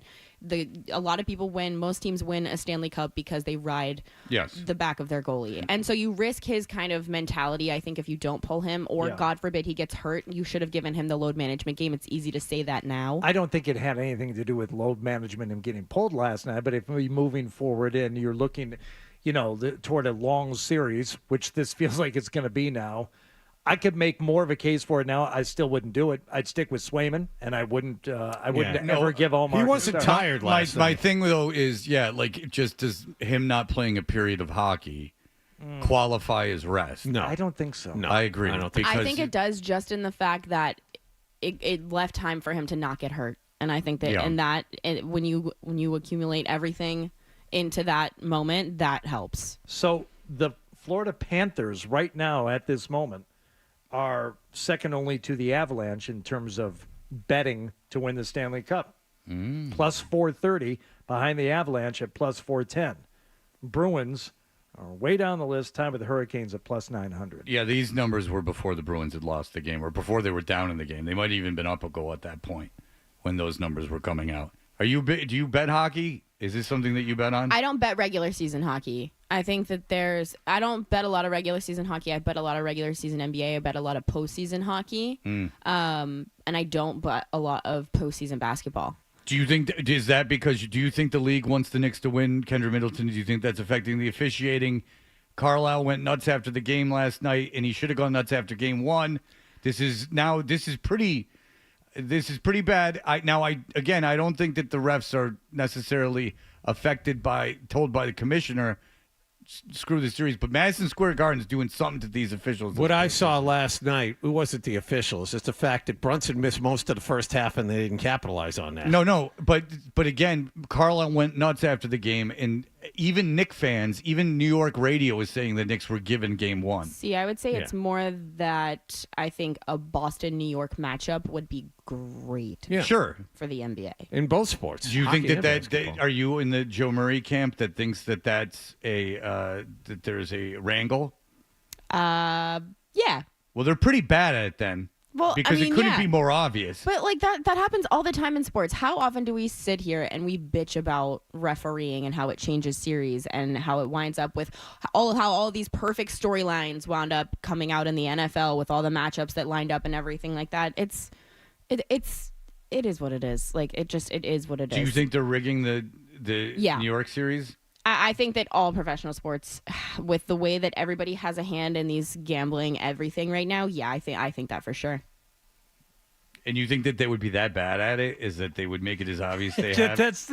That is the biggest, I think, argument against it is, oh wow, look at this, they're rigging it, they're setting it up this way. Well, if we're seeing it almost kind of like passively, not even having that notion in our head, you would hope that they would be better at hiding it. But so who that it really wouldn't wants to look be like But I think that a ref, you know? But that's the thing Can't be now the is that smartest guy. because it's not like you can just, record it on your TV or whatever, or you watch the game one time through like you did before DVR or whatever. It's like that stuff lives forever on the internet now. You can go back and watch it. You can watch the calls. You can assess the calls. You can reassess everything that happened up until that call, that it's now so evident because the evidence is always available. Well, you know how DiVincenzo hit the 3 in game 1? Mm-hmm. Well, the kick ball that allowed the Knicks to retain possession, it was a 5-point swing. The DiVincenzo, he gets that ball because they called a kick ball, which wasn't anywhere nearly a kick ball. But isn't it funny, John, that maybe an official knows a kick ball is unreviewable, so I'm going to call a kick ball on this and let the Knicks keep the ball. Like maybe they're a little smarter than I'm giving them credit for. All right, that all being said, Kendra, we have to talk to Steve Levy. You take us through bets. You tell me what you're putting money on. You're the rich person. Yeah, okay. I don't have a Jaguar.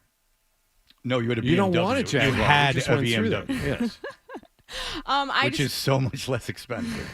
In the fact that it's more expensive. But go ahead. I just have 2 hockey plays. I'm taking a degenerate special. Everybody's been loving the degenerate special. I don't know what it is. I think it's hit a couple times, so people kind of... Well, Bo Nix was kind of a degenerate special, and that hit. Yeah, my degenerate special for F1 hit last week. I had Logan Sargent to not finish in the race, and he didn't, so that one... Dick Sargent is being the inferior Bewitched character. Hell yeah. But I have kind of a little bit What's of Bewitched? it's a movie. Oh, yeah, A TV show. It was a TV show. All right, see? She's allowing baby herself. steps. She's allowing herself to shed the skin of someone who knows nothing. That No, I happened watched before they were born. the Will Ferrell remake of That's the fine. movie. That's still when you were very young. You acknowledge it was a TV show. That's a step in the right Because direction. I think I think that you were carrying around an affectation that you didn't know things that happened before you were born. I'll tell you if I know. I All don't right. want to sound like a dumb blonde, but my hair You color don't- is just unfortunately natural. Stop it! You're victimizing yourself. No one said As if you were you dumb. don't. I said, of course I do. It's part of my personality. So do you want me to start telling you to stop doing it? Yes. Yeah, okay. I need someone to. I'm calling the BS meter right now. Please, I'm open to all your criticisms. All right, go ahead. Degenerate special, I'm taking the over in the next game for the Florida and Boston matchup, and then I'm also taking the over in the Rangers-Canes games. What's the total? 5.5 for the Bruins game and 5.5 for the Rangers and Canes. They both gone over that so far. We love an over. I'm not someone to usually bet an over, but I'm rocking with 2 overs just for the sweat of it all. People, I like that. Yeah. Well, the action is the juice. I like that. No. I like that. Was It's not very mine. poetic, It's Hardy. not mine. It's from But now I feel like the Bruins have to. It went 5-1, 6-1. Got to be 7-1 Bruins now. The Canes and Rangers game series has been also crazy. Overs hitting over there, so we're rocking with the Overs over are more- degenerate special. Overs are more fun to bet anyway. That's what I'm saying. And I don't root for goals. Yeah. Not in Root for hockey scoring. necessarily, because if you're sweating and under. Don't ruin this for us. We're having a moment. Kendra, how can people find you? I told you I'd respond to your criticism. How can people find you, Kendra, if they're so inclined? You can go find the picture I posted of Fred's parking job on Twitter at Kenny with an I Middleton, and you can follow me on Instagram at Kendra Kenny asked you, Middleton. could she post it? And I was like, hey, I can make fun of myself. I blocked Kinda out your classy. license plate before you even asked me to. That's friendship. Well, I said, I don't even know why you're supposed to block out license plate. I just know if you post a picture of a car, you're supposed to block it out. I told you I went on a date with someone. I said, you need to know where I live, and they knew my address because they just looked it up on the internet. Yeah. So apparently that's possible. I tell everyone that I go out on a first date with that I'm looking them up on LinkedIn. So if they get that notification, I'm watching you. Okay, I'm not on LinkedIn. Also, I'd like to say hi to Zoe in case she's listening because she's bestie girl. Oh, that would be a shame if she. That's very nice of you, but if she's not at school, there's some explaining to do. Because I know a lot of kids cut school and listen to sports radio. All a lot the of middle time. school Yeah. kids. You said that Zoe listens to me when I'm on, so she's kind of my queen. Zoe does this summer want to come up while you're on. She does want to. She is a fan of Kendra Middleton's. Well, who isn't? Because she will be in the car going to school and she'll hear words that resonate with her, and then when Kendra makes fun of me for being old, I think Zoe thinks that that's delightful. Sometimes she thinks Kendra goes too far, and it's just being cruel. I don't think she said that. That's actually why she wants to talk to you. She wants to have a talking to you. All right, so you already said where people can find you? Yeah, or not? I did.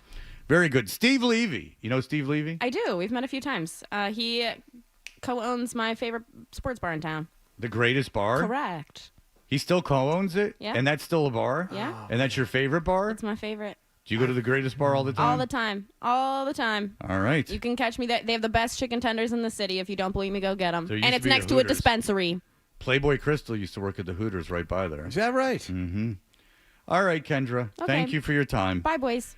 Steve Levy shall join us. We will have him in just a moment. Here are the headlines. Sports Hub headlines.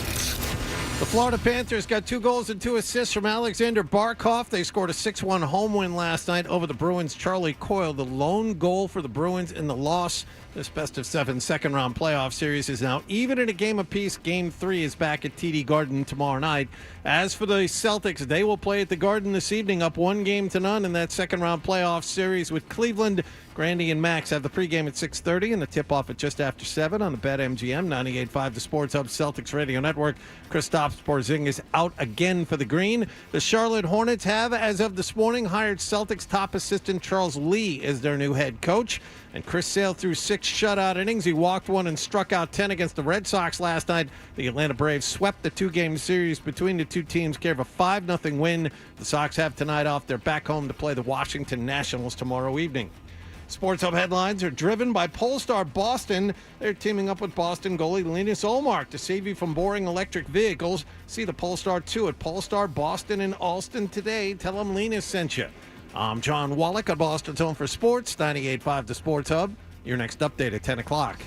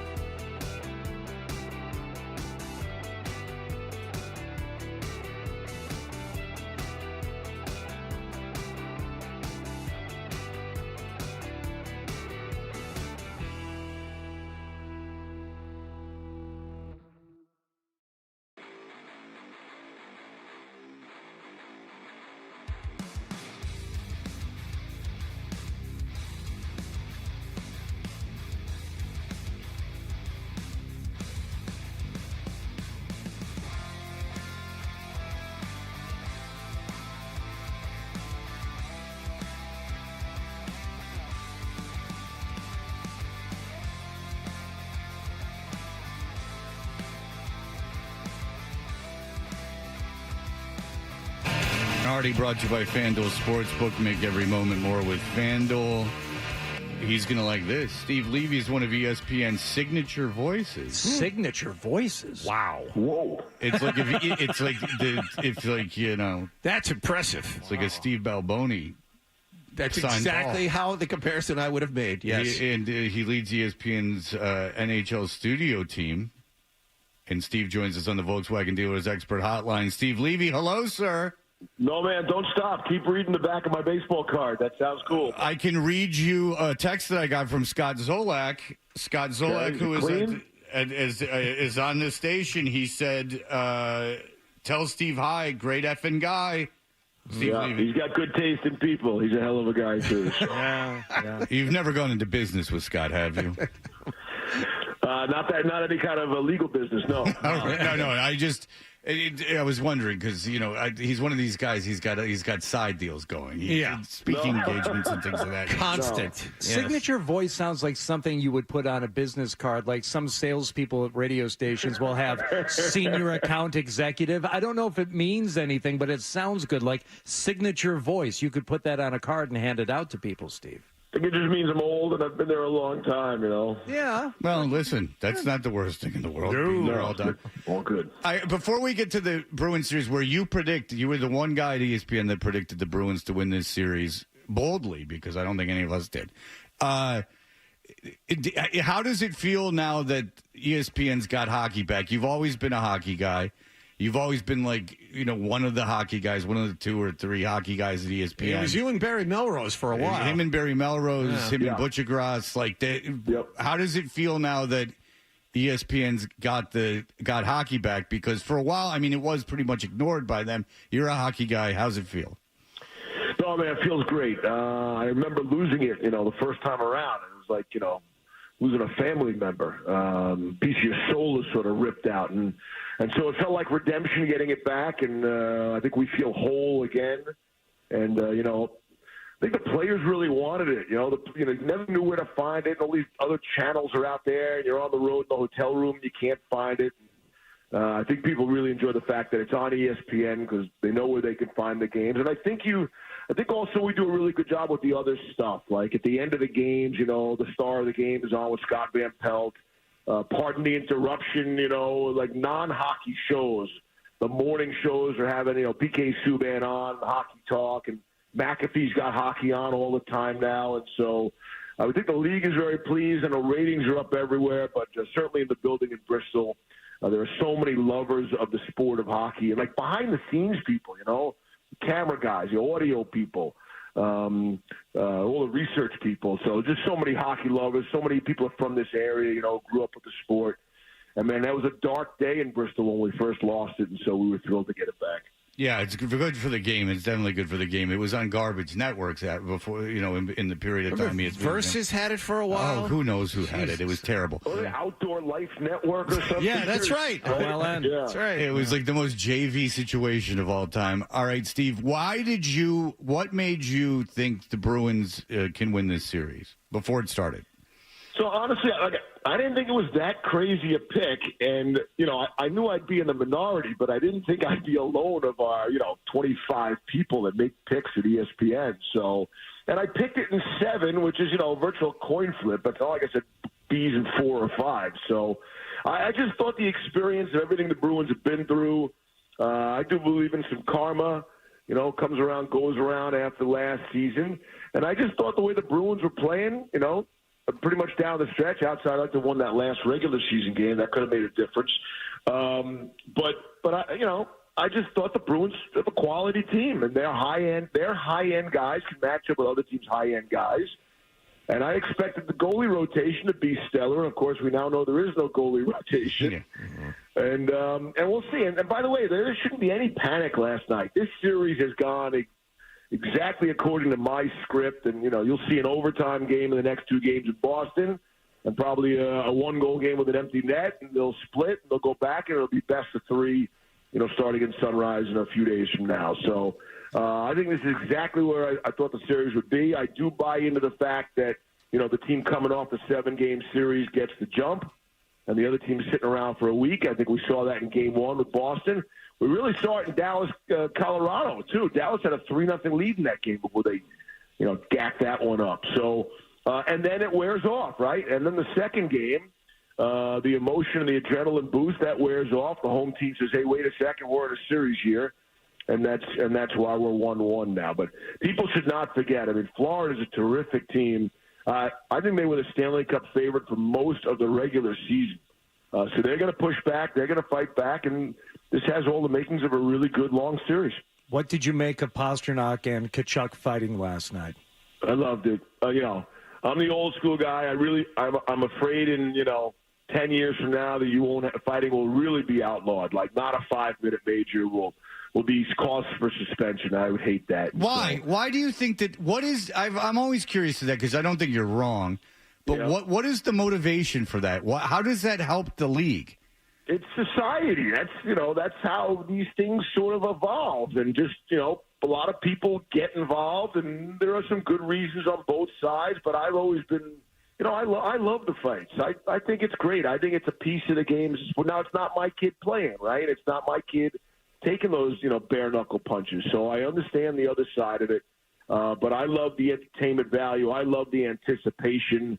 In the old days in the playoffs, the buildings were full for warm-ups, for fear of something could happen. They do the guys at the end of the warm-up who would throw the puck in the net and who would get off the ice last. And, the Bruins were involved in all that stuff, the Flyers, and all that stuff. So I've always loved that piece of it. I think there should be a place in the game for it. I think intimidation is a factor.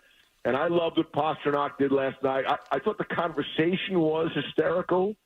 The two guys are talking on their benches. Pasternak goes back to Montgomery. He's clearly telling him. And, Montgomery had to ask him, wait, what?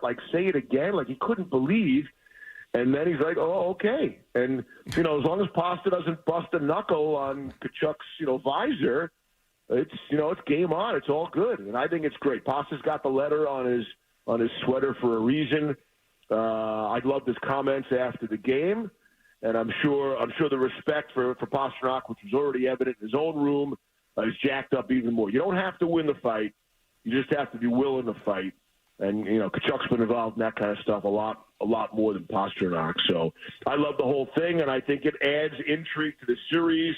And I think all eyes will be on Boston tomorrow night because of it, for a big part of it. So how does that translate to tomorrow night exactly? Because we were talking a little bit about this in the first hour of the show. The Bruins have to, now that they've seen Pasternak fight, they have to go up to that line. There's no excuses for not going up to that line, but they can't get baited either. Right, and that's what Tkachuk does. I mean, for all the penalties he takes, he draws a ton of penalties too. And you don't want him to get in that game. Look, there's a time and a place for everything. But I think the Bruins have sent the message, and especially when that message comes from a guy like Pasternak. And, guys, I was really thinking about this. You don't see real fights in the playoffs anymore. Real fight, drop the gloves at center ice. To see superstar fights, 2000, every Stanley Cup final has a signature moment. 2004, Vinny LeCavalier and Jerome McGinley dropped the gloves and had a real fight in the Stanley Cup final. Two captains, the Tampa Bay and Calgary in the Cup final. Everybody's blown away and amazed. And I'm not sure the last time, two 100-point guys dropped the gloves in a playoff game and went at it like that. And so I thought it was really cool. Somebody did the numbers. I think that's $21 million in cap space last night in that fight last night. Well, it's that versus money, coming in. That's right. The Outdoor Life Network. You can't. This really is fantastic, though. We've got a signature voice talking about signature moments. Steve Levy. Do you think the Bruins were trying to put, once again, their signature on something by starting this postseason with the idea of a goalie rotation? And if so, what did you make of it then? And what do you have to say about it now that appears to have been abandoned? So I'm not sure it should be abandoned. Again, I might find myself on an island here in a minority. I think I'd go back to home, Mark. This is a grind, and I'm not blaming Swayman at all for last night. You saw Montgomery when Swayman hit the tunnel. I think that's what he's telling them. That, this is not on you. This is on the guys. This is a wake-up call. Let's get you ready. And look, Swayman could absolutely start tomorrow night, no question. But should the Bruins lose by a goal in a 2-1 game even, so it wouldn't be Swayman's fault again. I could absolutely see going back to Allmark. This has sort of been that Bruins DNA. The guys are conditioned for it, I think. Not just the goalies, the players are used to it. And, you need two goalies nowadays. You just seem to do it. Everybody goes that way. Shesterkin's playing great in the Rangers. I would not be surprised if they go on a long run and they have to go to Quick for one game. I would not be surprised by that at all. So, and in fact, if you look at the Bruins and you want to put all their qualities on a piece of paper, at the very top would be goaltending, right? Nobody's had a better tandem than they've had. That might be their biggest advantage in the league. So I would not be surprised to see Allmark, if not tomorrow, and then if they lost it, I would say definitely for Game 4, even if Swayman continues to play great. And prior to last night, he was the MVP of the entire Stanley Cup playoffs. So I think that's who they've been. I think that's what Montgomery's plan was, and I think Swayman just outplayed the plan, Yeah, well, you're not alone. I mean, everyone we've talked to locally, that analysts, ex-players, have all said that they would have played either Allmark last night or in Game 4. Or Game 3 or Game 4. So you're not going to upset the culture. Like normally, you're afraid, hey, if I pull this guy and I play the backup, well, then maybe I'm losing the starter in his head, and that's not going to be the case here because these guys have been through it and are used to it, and had that kind of relationship. What did you think of Allmark last night? Just in when the period of time he played. Yeah, it's so hard to judge. It's kind of garbage time, and so I'm not sure that's a fair indication. The game was already out of hand. Although we are seeing 3-goal comebacks now. It's like, you never saw that. You talk about the old days. You never see 3-goal comebacks, and we're seeing it all the time now. And that's why the game's great, guys. That's, I don't be Gary Bettman here, but the game is great right now. It's in a great place. The parity is great. The speed and skill is unbelievable. And the fact that you can come back from 3 goals, a third period in a playoff game is insane. The only tweak I would make is, I'd like to see more fights, but that's me. Steve, here's something that nobody can put their finger on yet. Again, last night for a third straight game, too many men on the ice. And not a sloppy line change, just too many guys playing hockey. 6 guys skating around like it's normal. Yeah. Yep. Yeah, I think that's, and it's funny because Jim Schoenfeld, if you guys remember him, former defenseman, former head coach, he was a partner of mine at ESPN. He said, it's crap that every time there's too many men on the ice, the camera always goes to the head coach because it's never the head coach who makes that mistake, right? It's always the guy coming off or the guy changing or some miscommunication on the bench. It's always on the player. It's almost never on the coach. And that's going to happen. I think that's a mental lapse. And, sometimes the linesmen are looking forward closer and how close you are to the bench. And, the other team, sometimes they'll shoot the puck into that area and make it a bigger deal. So, listen, we got to look at 15 shots on goal. We got to look at that too. Yeah. Like, let's not, you get caught up in that Game 1, right? The thrill of Game 1 of the Bruins just hammering the Panthers. Whoa, here we go. And then you realize, hey, wait a second. Florida won the division. Florida's a great team. They're the Cup favorite for a lot of teams. The Bruins had 15 shots on goal last night, so you got to have more from everybody for the Bruins. I think, I think I love McAvoy. McAvoy's one of my favorite defensemen in the whole NHL. And I think he had a rough night last night, and that's going to happen too. He might be banged up, so who knows? He had to leave the bench a couple times, so who knows where he's at? All right, well, Steve Levy, it's great to talk to you. We never talked to you before. As you are a signature voice. No, but we have never talked to you before. We appreciate it, and we're very excited. ESPN's got the NHL back. It obviously makes for a much better product, and we appreciate the time. Thank you so much. You guys could probably, you could probably sell this signature segment if you guys want. Get the sponsorship going. Idea. See? Yeah, don't worry. It's going to be. It's going to be on Twitter. It will be linked on Twitter. Don't you worry. You're going to go viral, Steve. You can monetize this stuff, guys. Yes. Yeah, we've just learned how to do that. Mr. Levy, we're in a failing medium. Don't you think we've known how to monetize things, my friend? Zolak's doing great. Have you seen his car, his house? Those doing great. Do you think he paid for that car and that house he's getting by on? You really don't know him well at all, do you? His finances are not in order, Steve. My God, Steve. I can't wait for the dealership to see that car when he brings it back. He's going to have some questions to answer. Yeah. I'm going back to bed. You guys have a great day. Thank you for getting up, Steve. All right, there you go. Mr. Levy. Well Mr. done. Steve Levy. Like so. Yeah, we talked about you. Hey, Likes Yeah. her. Yeah, He loves you. He was on with us at the Super Bowl. Steve's one of our all-time favorites around here. He's been doing it for a long time. Huge hockey guy. Yeah. You know? He was fond of you. That's nice. I read the text to you. The text you sent me about him. Good. Yeah. Yeah, heard that this morning. Driving the kid at 5:30 again. Kid at 5:30? I gotta get him there at 5:30, and I come back, get coffee, listen to you guys. Was he? Nah. I love that. That's just kills. That kills me. Nah. It's in the opening. I know.